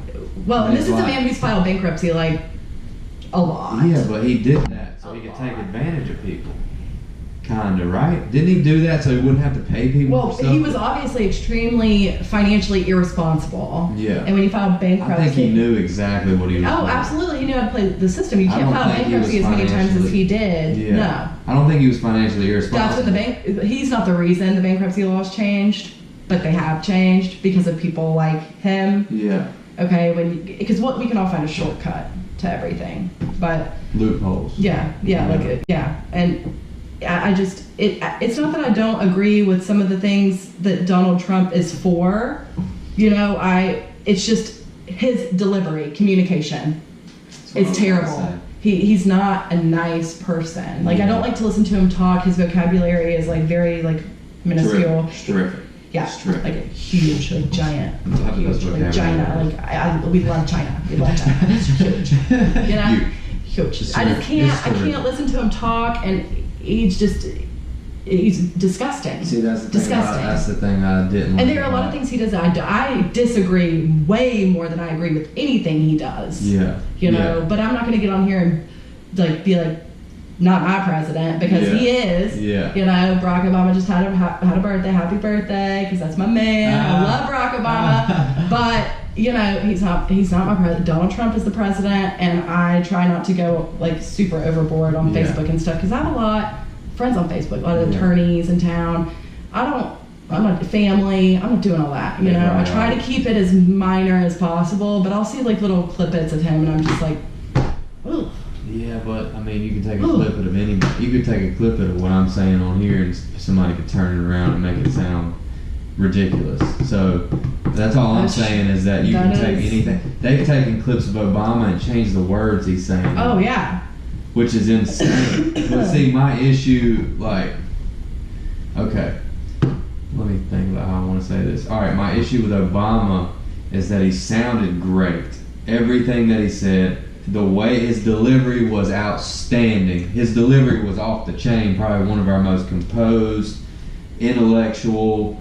Like you had George Bush and then you had Obama. So he really looked smart. You know what I'm saying? The dude looked like a genius after Bush. You know what I mean? So, but my issue is that he didn't call it like it was sometimes. And I think Trump calls it like he sees it, even if he doesn't see it. But half of the things he calls are his opinion. They are. It doesn't make it a He's not a fact politician. or a truth. He's not a politician. That's what burns me up when people say they state their opinion of what they think or whatever, and then they say, well, I'm just being honest, I'm just telling the truth. You're telling your truth. That is your truth. That is not the truth. That is not a fact. Like your opinion is not a fact. It's an opinion. It's like Sarah said the other night. opinions are like assholes. Everybody has one, Mhm. you know, but it doesn't mean that his opinion is right. And half the time, he just spews his opinion, and his Twitter thing is ridiculous. And why do you have so much time to tweet? Like, you're the president of the United States. Like, what are you I would do doing? it too, though. If I was the president, I would just I mean, do if you have that whatever much I power. wanted, bro. I would just do whatever. I play golf every day, and I'd be like, that's what I I think also about think- y'all. I think some of this is a facade too. Like, I Yeah. think that it's like Marilyn Manson. He's a freak. He's a weirdo. He freaks me out. He scares me to death. Scott loves him. And Scott saw, of course he does. Scott saw an interview with him one time, and he was like, he told this, I think I'm telling this right, he'll correct me if I'm wrong, but he was like, I know how to make money. And it's true. He's a freak. He's a Shocked. weirdo. Real shocked. Like, you're just like, you're drawn into him because he looks so different, you know, and he acts. People would not think that was okay to act the way he does. Like, burning a Bible at your concert is, for me, I'm not going to pay to see that shit. Yeah. But like, some people are like, holy shit, nobody has the balls to do that, so that's kind of cool. Same thing in my opinion. Everybody's like, I love Donald Trump because he has balls. He's not afraid to tell the truth. No, he's not telling the truth. It's like, Well, I'm saying he's not afraid to speak his mind. That's and true. I feel like that was a huge problem with Obama. I feel like he would not speak his mind, and if that was his mind that he was speaking about, like extreme Islam and things like that, he wouldn't say, and he wouldn't call it like how. I mean, maybe it's not the truth, but it was pretty evident that extreme Islam was going extreme. What do they call it? Extreme Islamic terrorism, maybe extreme Islamic terrorism. But he wouldn't call it he wouldn't say that. So to me, I think that's got a big reason why a lot of people voted for Trump. So Obama messed up by not standing up for certain things and values and trying to take everybody into account. Whereas Trump will be like, this is how it's going to be. Trump's this, the this- zero F's given president. Yeah, so if Trump and Obama had a baby, I would definitely vote for that. It could be like person. almost a perfect. Yeah, I I mean, maybe not Trump and Obama. Maybe like, I don't know, dude. Maybe like Ronald Reagan and Obama. Reagan and Obama. Yeah, that would be a dope ass president. Bill Or, Clinton wasn't a horrible president. well, you know, Joe Rogan. No, he wasn't. He was a decent president. I mean, until he um, was. Anyway. Probably one of the better ones. My dad used to always tell me, I will not vote for Monica Lewinsky's boyfriend's wife. Yeah, I mean, I would never vote for Talking about- Hillary Clinton. Yeah, but it was just funny because my dad would like go into like this speech before he would like get to his point. He'd be like, I will not vote for, and I'm just like, okay, like Yeah. you don't gotta drag it out, like it's fine. You know, it would be awesome if we had a great woman run for the candidacy. Like a strong woman that was like in your face. Like, I don't care if you're a Democrat or Republican, I don't give a shit. Oprah. Just somebody that's like, I don't know. See, I don't know about Oprah. I love Michelle Obama so much too. I really she do. probably could run and win. She's just really phenomenal. The thing about the Obamas, it really, here's what it comes down to. The older generation of people really like Trump because he's not afraid. And like we're the generation of like softies. We can't, Obama embodied that though. you can't hurt, they didn't, it's not just him. Yeah, but he Yeah, did. but, Though. He you know. played us on that. He played us on how soft we are. Well, there's nothing wrong though with having like taking in other people's feelings into consideration Yeah. and being careful with your words Yeah. and like, you know, but we're in this like, it's become more, in my opinion, about like history and like statues and all this stuff that's becoming a problem. You know, a lot of it, I mean, I agree with some like removing it, you know, like I don't want to get that far into it, but Yeah. I'm just saying there are things that like, yeah, it's in the past. I think we should leave it there, you know, but like it does represent a piece of history. Like all these just dumb debates when there's bigger issues, in my opinion. There are things that are not put on TV. You know, It's like, look over here. yeah, it's a this is going on. distraction from the real problem. And so everyone gets wrapped up in like the race thing, which is super important. It's not a thing, it's a real issue, but you know, and statues and all this other stuff, and it's not just race related. It's like everything to take away from what is happening. Like people should just become educated, more aware. Don't read a Facebook thing and share it because it looks good. Don't take what I say. You and think it's know, the truth yeah. Whenever it's my. Or like opinion. that Now This website where they always post like the clips and stuff. God, I like watching them though. I do too, but like, And then you know, Vice, find I like a love very watching reputable site You ever to watch get your Vice? information. Yes. I love watching Vice. I Yeah. don't know. I mean, I know they're both left kind of right? Now this or is that right wing? What, Vice? Now this. Vice is now left wing. Now this is like left, I think. Yeah, mostly. but I like watching both of them. They're just interesting to me. And I don't consider myself left. I consider myself more right, probably. But honestly, I wouldn't be proud to say I was either. Yeah, see, and I don't want to. That's the thing. I don't want to have to pick a side. Why can't we be in the middle? Well, you shouldn't pick a side because I feel like if you pick a side, you're not thinking for yourself. I feel like if I believe this because the Republicans say I should, I'm not an independent thinker. And for me, I respect an independent thinker. Yeah. That's why I respect you, Tim. Like, I think it's important to think for yourself. Just like me and you, like there's certain, like Obama, the Obama thing. Like we don't agree on that, but it's because we both think for ourselves. Right. You know what I'm saying? So absolutely. I don't know. I mean, sometimes I wake up in the morning and I'm like, man, I kind of miss having Obama as president, and I've never voted for him one time. But I was like, man, you know, I just hate hearing about all the stupid shit Trump says sometimes. I'm just like, dude, what can't you just compose yourself a little bit? Get off of Twitter for a while and think before you speak. Yeah. That's all I need from you, bro. But still say what you mean. Be assertive about it, but just let's don't say so much dumb shit. To me, it's kind of like, just tone it down like a couple notches. A couple? A few. Yeah. Tone it a few down. Hundred. And I wish Obama would have knocked it up a notch. Yeah. You know what I'm saying? Like, yeah. It's just kind of hard. Like, the whole entire country, we picked Trump. We had Hillary and Trump. Yeah. Out of the whole country. Yeah, I know. I guarantee you if Bernie Sanders would have won the primaries, Democrats would have won the race. Absolutely. I guarantee you there was hundreds of thousands of people that went to the voting thing and wrote in Bernie Sanders. Guarantee it. Yeah. I guarantee it. You know how you can write them in? Do you vote? Yes, absolutely. Yeah. Did you ever see how it was like a large amount of people wrote Harambe? Dude, I saw a lot of people wrote D's nuts. Yeah. So, you know, like, that's kind of wasting your vote. When it comes down to that, it's like, yeah, I don't agree with that, but it... What, you don't agree that it's wasting your vote? No, it does. Oh, yeah. I don't agree with writing, like, D's nuts and Harambe. Yeah, write somebody. Yeah. If you're going to do that, just write somebody that could, a human. So what do you have to do? All right, so... Yeah, like Zoe. Say if... So there's qualifications to be the president, right? You got to be 45 years old or something like that, born in this country. What blows my mind is you don't have to have an education. Yeah, I don't think you technically have to have a college degree. I think it's like some really general things that you have to have. But anyway, so what would it take? I think it's a certain percentage of the people that would have to write in somebody's name for him to actually become president. I think you can actually become president. I don't know the numbers. But is that real though? Like if enough people wrote Alex Hunt or whatever, which I would never want to be president, but if enough people wrote it in there, would that mean that I would have to be president even though I didn't run? I feel like I should know this, but why would they have a blank there, dude? Like why? So if enough people wrote in Bernie Sanders, he would have been elected, and he didn't even win the primaries? I don't know how it works when that's crazy. Tim would probably know that about the Alex Hunt thing, and if you wrote in your name. Dude, I don't know. That's crazy. I'll give everybody wrote Harambe. Would they have a missed election? They have to do it again? You know what I'm saying? Like it's never going to play out that way, though. It just like that's never going to happen. You think it's rigged? I think to an extent, yeah. Yeah, like the electoral votes? Yes. It's kind of sketchy. It is. The way they do it. So, this is definitely never going to happen, but it's cool to talk about. And I don't know how, if it could happen, and if it did happen, how it would happen if you became president.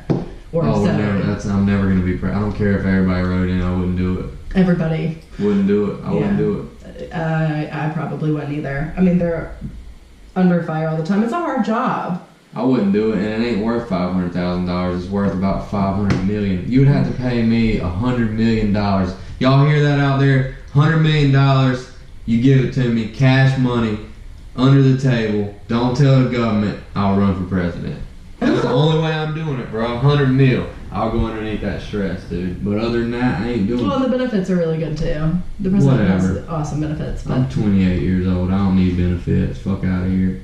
You know what I'm saying? My cabinet that is good. not true. You do need benefits. I mean, your dad, you gotta take care of yourself. Technically. Go to the doctor. I mean, right now, I don't really need.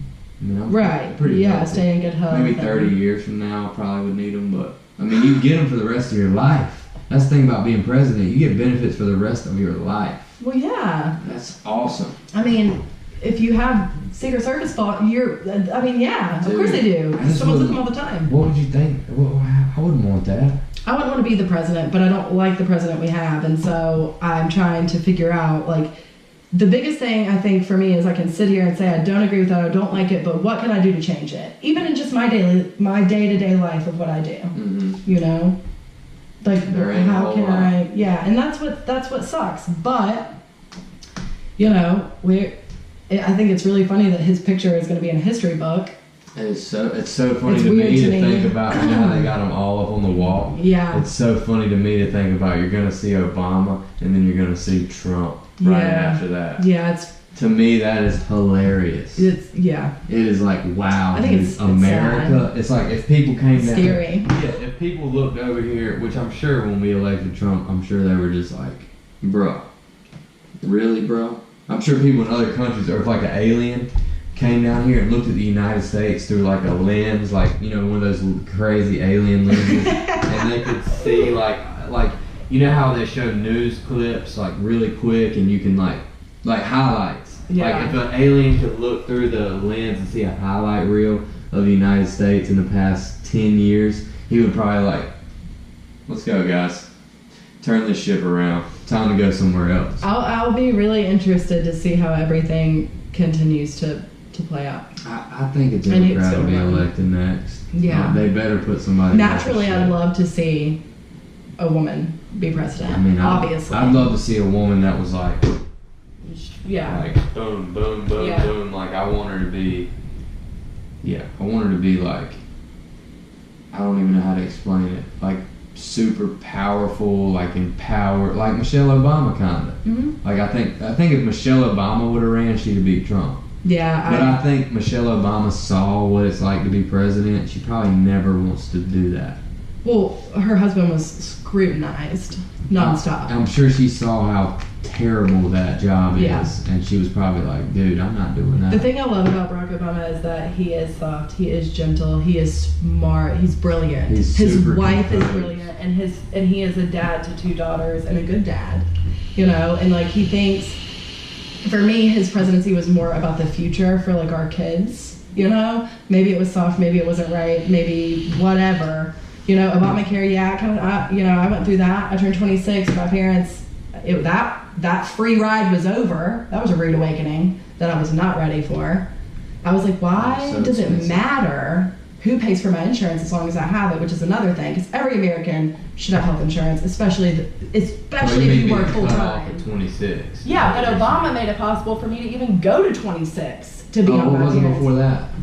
I think you had to be in college, and it was maybe 21. Oh, that's ridiculous. I believe. I don't know. Why does it But matter who pays for it? Exactly. So if I turn 26 and my parents say, well, we're going to pay your portion of your health insurance because it's cheaper, my parents are paying more now that my sister and I fell off than they did when we were on there. I think it's a lightning bug.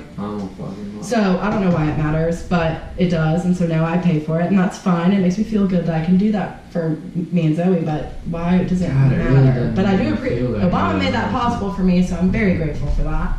Yeah, it doesn't make me feel that great. Maybe I need to look at it differently, because I'm like, fuck this, $250 a month. Yeah, it sucks. Yeah. Mine's more than that, but you know, it sucks, but it's part of being an adult. Yeah, you're right. You know, it's part I need of to look growing at up. it differently. Yeah. Kind of like my property tax, that they've been taxing this piece of property right here for however many hundreds of years that the government's owned it. So like they're gonna get a residual like amount from me every month on a piece of land that's probably been paid for 10 times over. Like I pay property tax included in my mortgage every month. Yeah, it's escrowed. Yeah, so they're getting paid off a piece of land that's been paid for 100 times over. They don't come cut my grass. They don't do anything here that I don't pay for. Nobody comes and does anything for me here that I don't pay for. Are you in city limits here or no? Yeah, I'm in city limits, so I you're get paying taxed city like and county a taxes, motherfucker. Yeah. So to me, it's like, I pay for you to come get my trash, I pay for my water, I pay for my power. Why am I getting taxed on my land still? At some point, you would think the land would have to be paid for.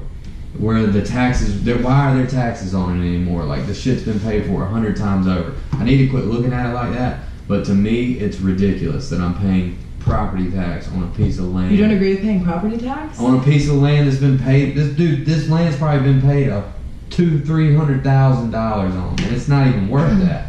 But the government has gotten hundreds of thousands of dollars for this piece of land that ain't even worth that much money. Why? Well, when you pay taxes, you're helping the city. Well, and I the pay county. sales tax. I pay all this other tax. I pay taxes on my paycheck. Dude, I get taxed on my vehicle. Why do I have to pay property tax? What does that do? I mean, when they go to like renovations for the city, you pay city property tax. The roads, all this but stuff. I pay, what's my check taxes go to? What's my sales tax go to? What do all these taxes go to? Because I think it goes to a bunch of fucking morons that don't distribute it the right way and that keep some of the money and do this under the table and this shady shit. And that's a different way than looking at the people that are like, then saying it goes to the people who are sitting at home not working, who are living off of me. I don't think that necessarily is the case. How do these politicians have so much money? Why is the Washington block? Why is Washington, D.C. the richest city in the United States? Why is that? If they're not stealing money from us, why is that? Why can you sit on Congress for however many years you want and not get? Why do they don't have terms? You know what this makes me think of? What? Scandal. You ever seen it? No. To an extent, but it's not a scandal, about the money, but like all the just like how corrupt bro. politics Oh, it's are. corrupt, dude. What about Totally not real, but still cool. Spacey? Seen that one? What is it? The one with Kevin Spacey on Netflix. It's got the Jenny from Forrest Gump in it. It's House of Cards. House of Cards. Have you seen that? No, but I I've heard it's love that awesome. show, dude. It's so good. Scandal was pretty good too. Yeah, Scandal has a real pretty black girl in it. Yeah. Yeah, I've seen. Kerry Washington. I haven't seen enough I think of it's it right. Yeah, Kerry to Washington. figure out what's going on. But to me, It's really good. To me, it's nuts on how much we get taxed and this and that. And it's like I understand like some things have to be paid for, but I feel like we're getting like every single person in the world Is gypped. Well, they're all paying taxes that are legal here. People that are legally here, they're all paying taxes. So illegals aren't paying taxes. See, now we're getting into a whole That's nother cool. subject. Whatever. I mean, that's just how I feel. I feel like taxation is just. It pisses me off to pay property tax. Let me put it that way. On my piece of land.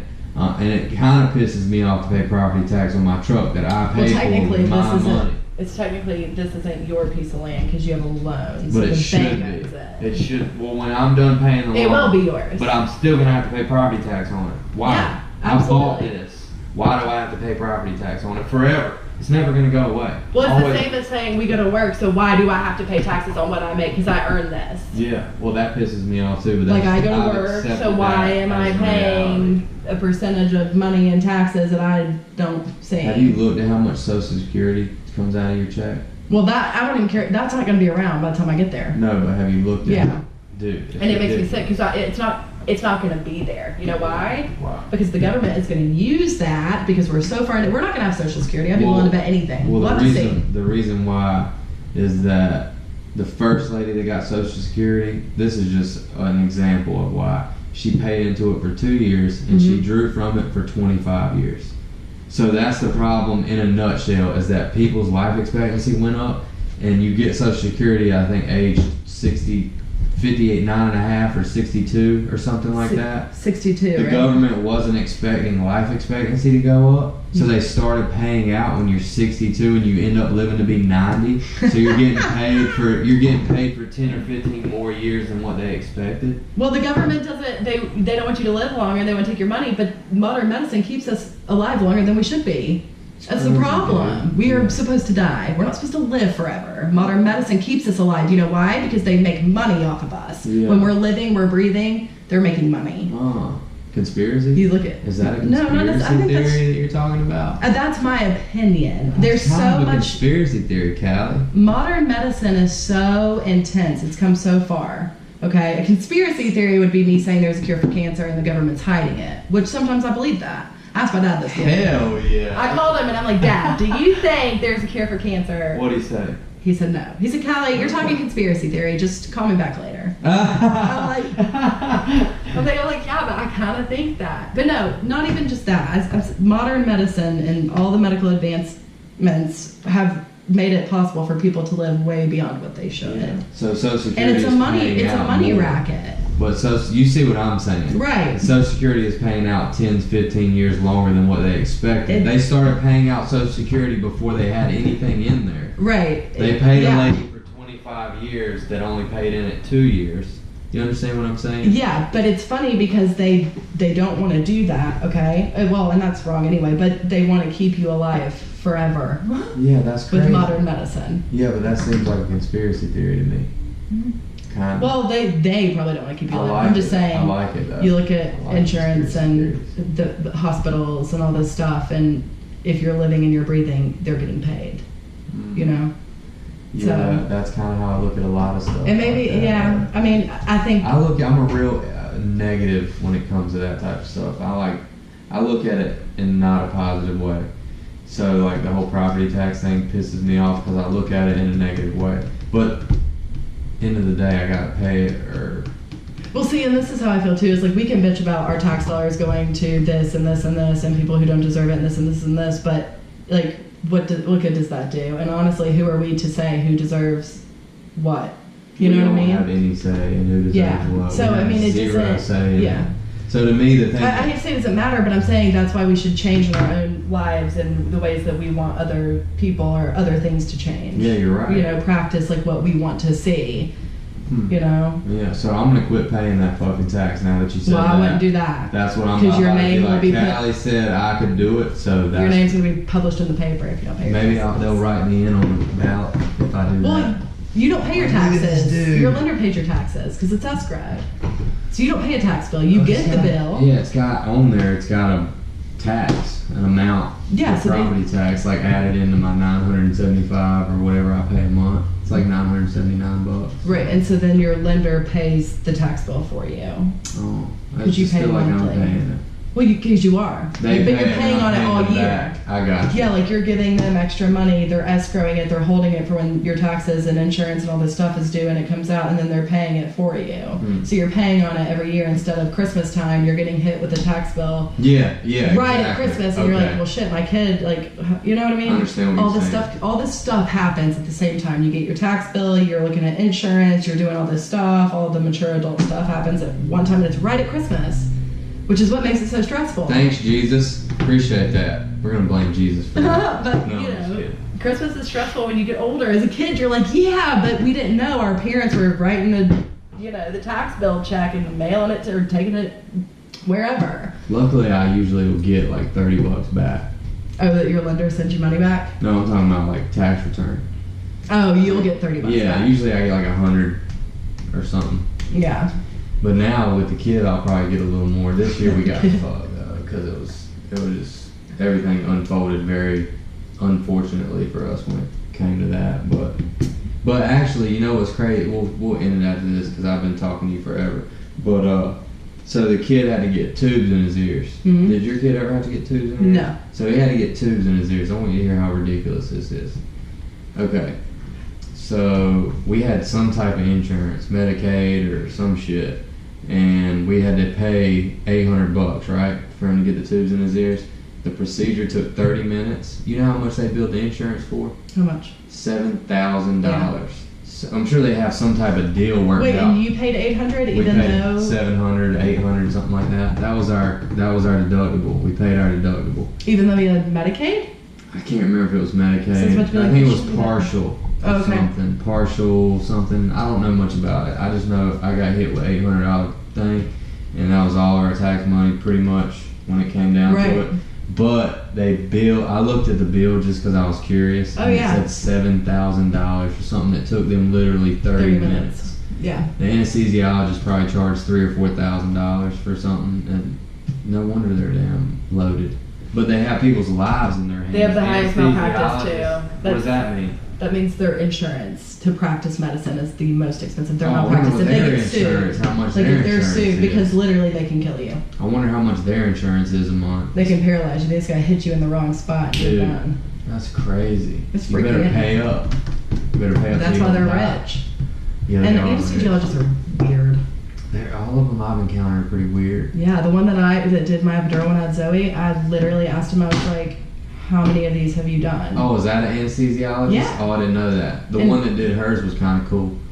when they did mine, I was like, how many have you done? And he was like, I've read about a lot, but this is my first one. And he was like messing with me, you know? Oh. I'm like, bruh, I'm in labor right now, and like, that's awesome. you're freaking me out. You know, like, stop it. And then he marked the place on my back. Yeah, when, with a you little know, marker. and then Yeah. when they hit it, my leg jumped, and he was like, ooh, I don't like that. I'm gonna move it. And I'm thinking, you just about paralyzed me. Like, what? You know, and of course I'm being dramatic because Yeah. I'm in labor, but yeah, that's why they are the highest paid doctor. They're super, super wealthy, but their malpractice is really high because if they mess up, it's Better not have good. that insurance. Yeah, but That's everyone a lot makes of mistakes pressure. too. That's a lot of pressure. Yeah, Yeah. your mistake could paralyze me though, bro, or kill me. That's a lot of pressure, dude. Yeah. I wouldn't like that. No. You couldn't really pay me. I mean, you'd have to pay me $100 million. Medicine just is not. I admire all my nurse friends and all my teacher friends because those like career paths in those fields are just not for me. You know, like I just don't. I could never be like a nurse because I get too I don't like distraught. old people. I don't like being around like real old people. They're nasty, just like kids. To me, I don't know. Because if you talk to your nurse friends, they're like, "Oh, I had to pick this dude up and empty his bedpan and help him. He shit all over himself." So I'm like, "Dude, that is an intense job, dude. Like, And I just could never do that. Yeah, I it's could sad. never do that. I have like if my kid's shit gets everywhere, I'm like gagging. But see, I'd rather work with old people than kids I don't know, dude. because like they've lived a really long, hopefully a long life. Yeah. And these kids, you know, I don't think I could work with kids. I don't think I could especially do now that either I'm a one. parent. I couldn't do either one. I wouldn't be. You're like old people are gross and kids is just sad. So Kids are gross too, like you were saying. yeah, they are. They're just they very are. nasty, dude. Like I meant like terminally ill kids though. I couldn't do that. oh God, and Yeah. like have relationships with them and then they die. Yeah. Oh my God. Medicine's dude. not for me. I'm telling you, I'd get Oh, like. it's not for me either. I act like I wouldn't get attached, but I would. Doing what I do, I only have to care about people for like 30 days and they're gone on their way. Like, thank you, God, because you were, you know, but like, that's it. I only have to care for a time span and then I don't have to care anymore. Yeah. And that's, I would just be too, I think, attached to something like a nursing job or Yeah. a doctor or any of that super fancy stuff. Holy shit, we talk about a lot of stuff. We I talk know, for we 2 bounced hours. everywhere. We talk for 2 hours and 15 minutes. See, now you've intrigued my brain about me. I need to go home and look up. We were talking about if someone fills in your name.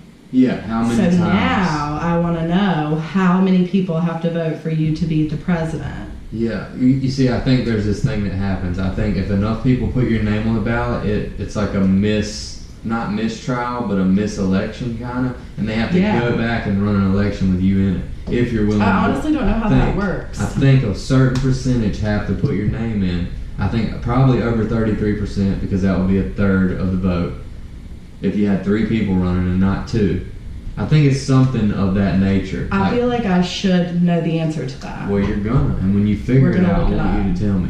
See, that's why I love it, because politics, it's like, if you don't know history and you don't know the economy and you haven't kept up with it, you don't know politics. But it's funny because like you're learning still. We don't remember what we learned in like 8th grade history class. Like, come on, That's you what I know? gotta learn now. Yeah. So you like, and it's always like what you are reading now is different than what we were reading probably even then. I mean, history is the same, but like more has been added and like, Yeah. you know, and your perception changes. So you can't get a good foundation of, even me, like I can still grow and learn in politics. Yeah. That's why I'm very open, but I'm very set in certain things of what I think. That doesn't mean other people have to think that, you know?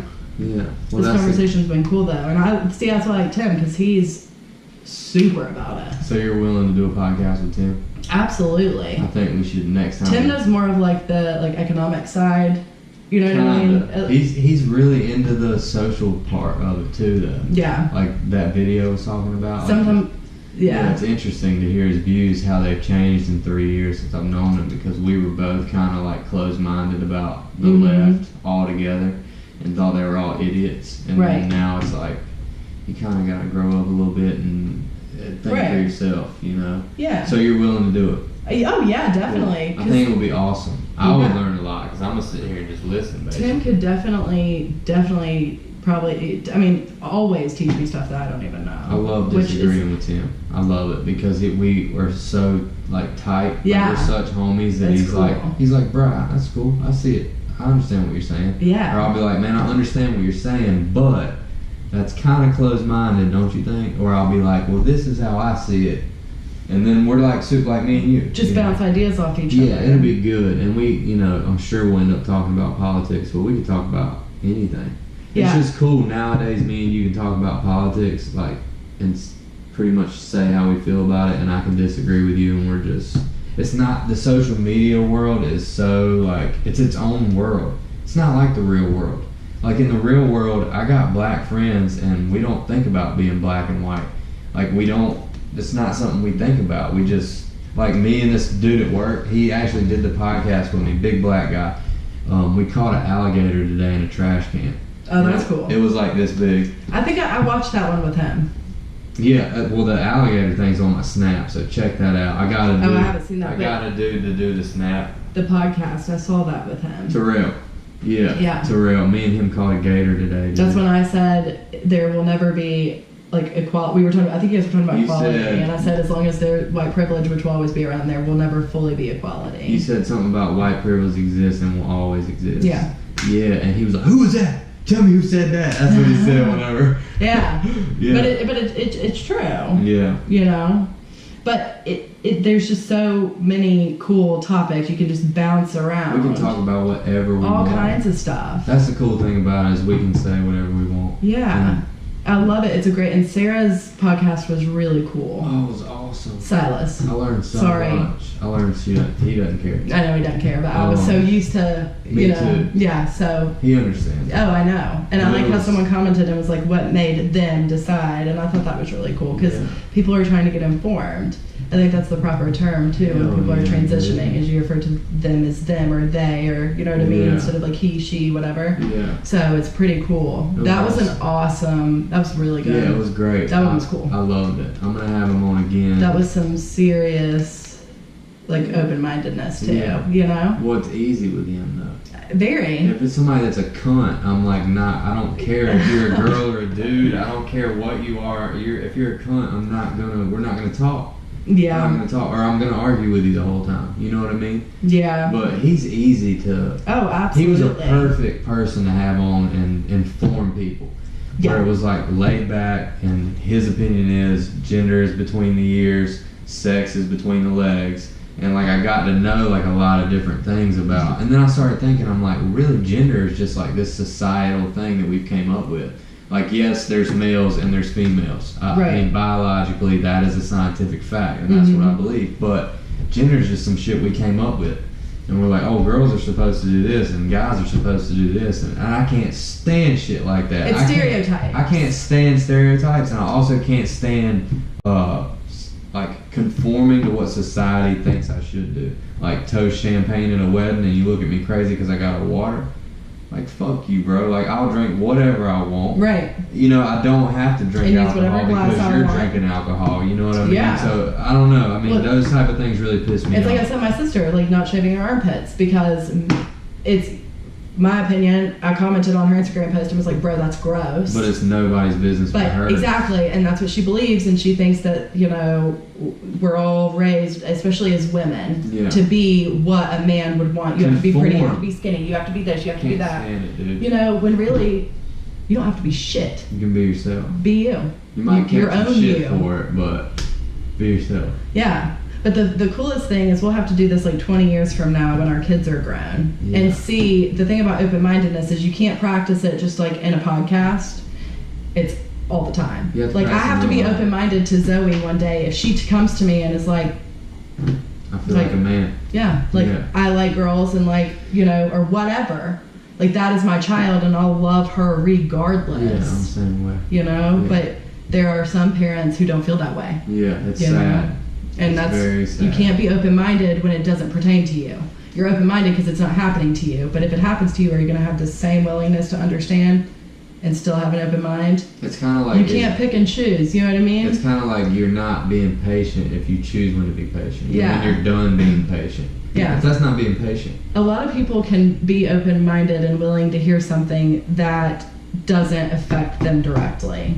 But when it's them and their kids or, you know, whatever, the open-mindedness and the willingness to hear someone out or whatever the situation is goes out the door. Yeah. People are like that. It's just the world we live in. So true. It's, you know what I mean? So true. Like, so many people were like, what a cool podcast, dude. Like, keep it up. But would those same people think it was cool if their son or their daughter was sitting where Silas was sitting? You know, would they still love and accept them for who they are? Or just say they're open-minded because it has nothing to do with them? That's not their kid, so it really doesn't affect them. So they're just going to be like, I agree. As long as it's not me. As long as it's not me, Yep. I agree. You can't do that. Yeah. You know? Yeah, see, that's definitely how I don't want to be. as a Yeah, parent. and it's hard. It's hard. It's hard that we're to not be hypocritical and to not be that way. But you can't just agree because it doesn't affect you. I think one of the most important things to acknowledge is, like you said multiple times while we've been sitting here, is that everybody's different. Yep. As long as you acknowledge and know that is the truth, because there's no arguing that. Yeah. Everybody's different. So your kid is going to be different than you. Yep. There may be things that your kid does that you don't agree with. Yeah. You know, I'm not at that point yet, but I'll get there. I know I will. You know, so Yeah. it's like, maybe I don't agree with what you're doing, but I'm not gonna.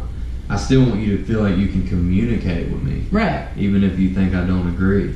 Like Yeah. me and you are communicating, even though we may not agree on some things, and it's harder with your kid because, like, you want to try to control stuff. Oh yeah. You know, so it's like, I'm sure it's harder to relinquish that control when it comes to your child, but Kids are hard too because it's this is gonna help us. a balance between friendship and being a parent. You know, and Yeah. that's one of the biggest things that I struggle with. And Scott will tell Zoe something, and I'll be like, you don't have to yell at her, you know, and like undermine, because I am over here like, oh, don't hurt her feelings. People think we're soft, like, you know. I have to try to remind myself, like, I like the participation trophy that Tim. Yeah. That was pretty cool because I don't believe in that. Now Zoe does gymnastics and she gets one. She's 4. Yeah. You hit like 8 and 10, like, you don't get a trophy for going to practice and showing up Just at the don't give them game. one to begin with. You know? Just don't give them a participation trophy to begin with, because then they're going to expect it. Yeah, they didn't call it that at gymnastics. Of course they but did. Of course Everybody they did. got one. Yeah. I mean, is there a way to win? Or is it just like a participation type of sport? Well, I mean, she's 4. Like, they don't know what they're doing. She can do a forward roll now, and like, Yeah. she's improved. So I think she really did deserve I mean, is it a that. competition though? Is what No. Yeah, so it's not a competition, so nobody wins. Right, so that's what I'm saying. It's not okay, like going to give your them a baseball trophy, game whatever. and like, yeah. Exactly, Going yeah. to I like see the what you're Little League saying. World Series. Yeah. That's not, no, this was like Zoe nailed her forward roll. She used to try to skip stations. Well, it's kind of cool if they're 4 too, because it's I'll like do that. showing them what it will feel like if you win. Right. Like, if you win, you get one of these. If you do a good job. Yeah, if you do a good job, you get Yeah. rewarded for it. If you don't, sorry, Work but hard. come back next year and do a little better. Yeah, definitely. That was definitely, I had fun making that fucking video, dude. That shit was awesome.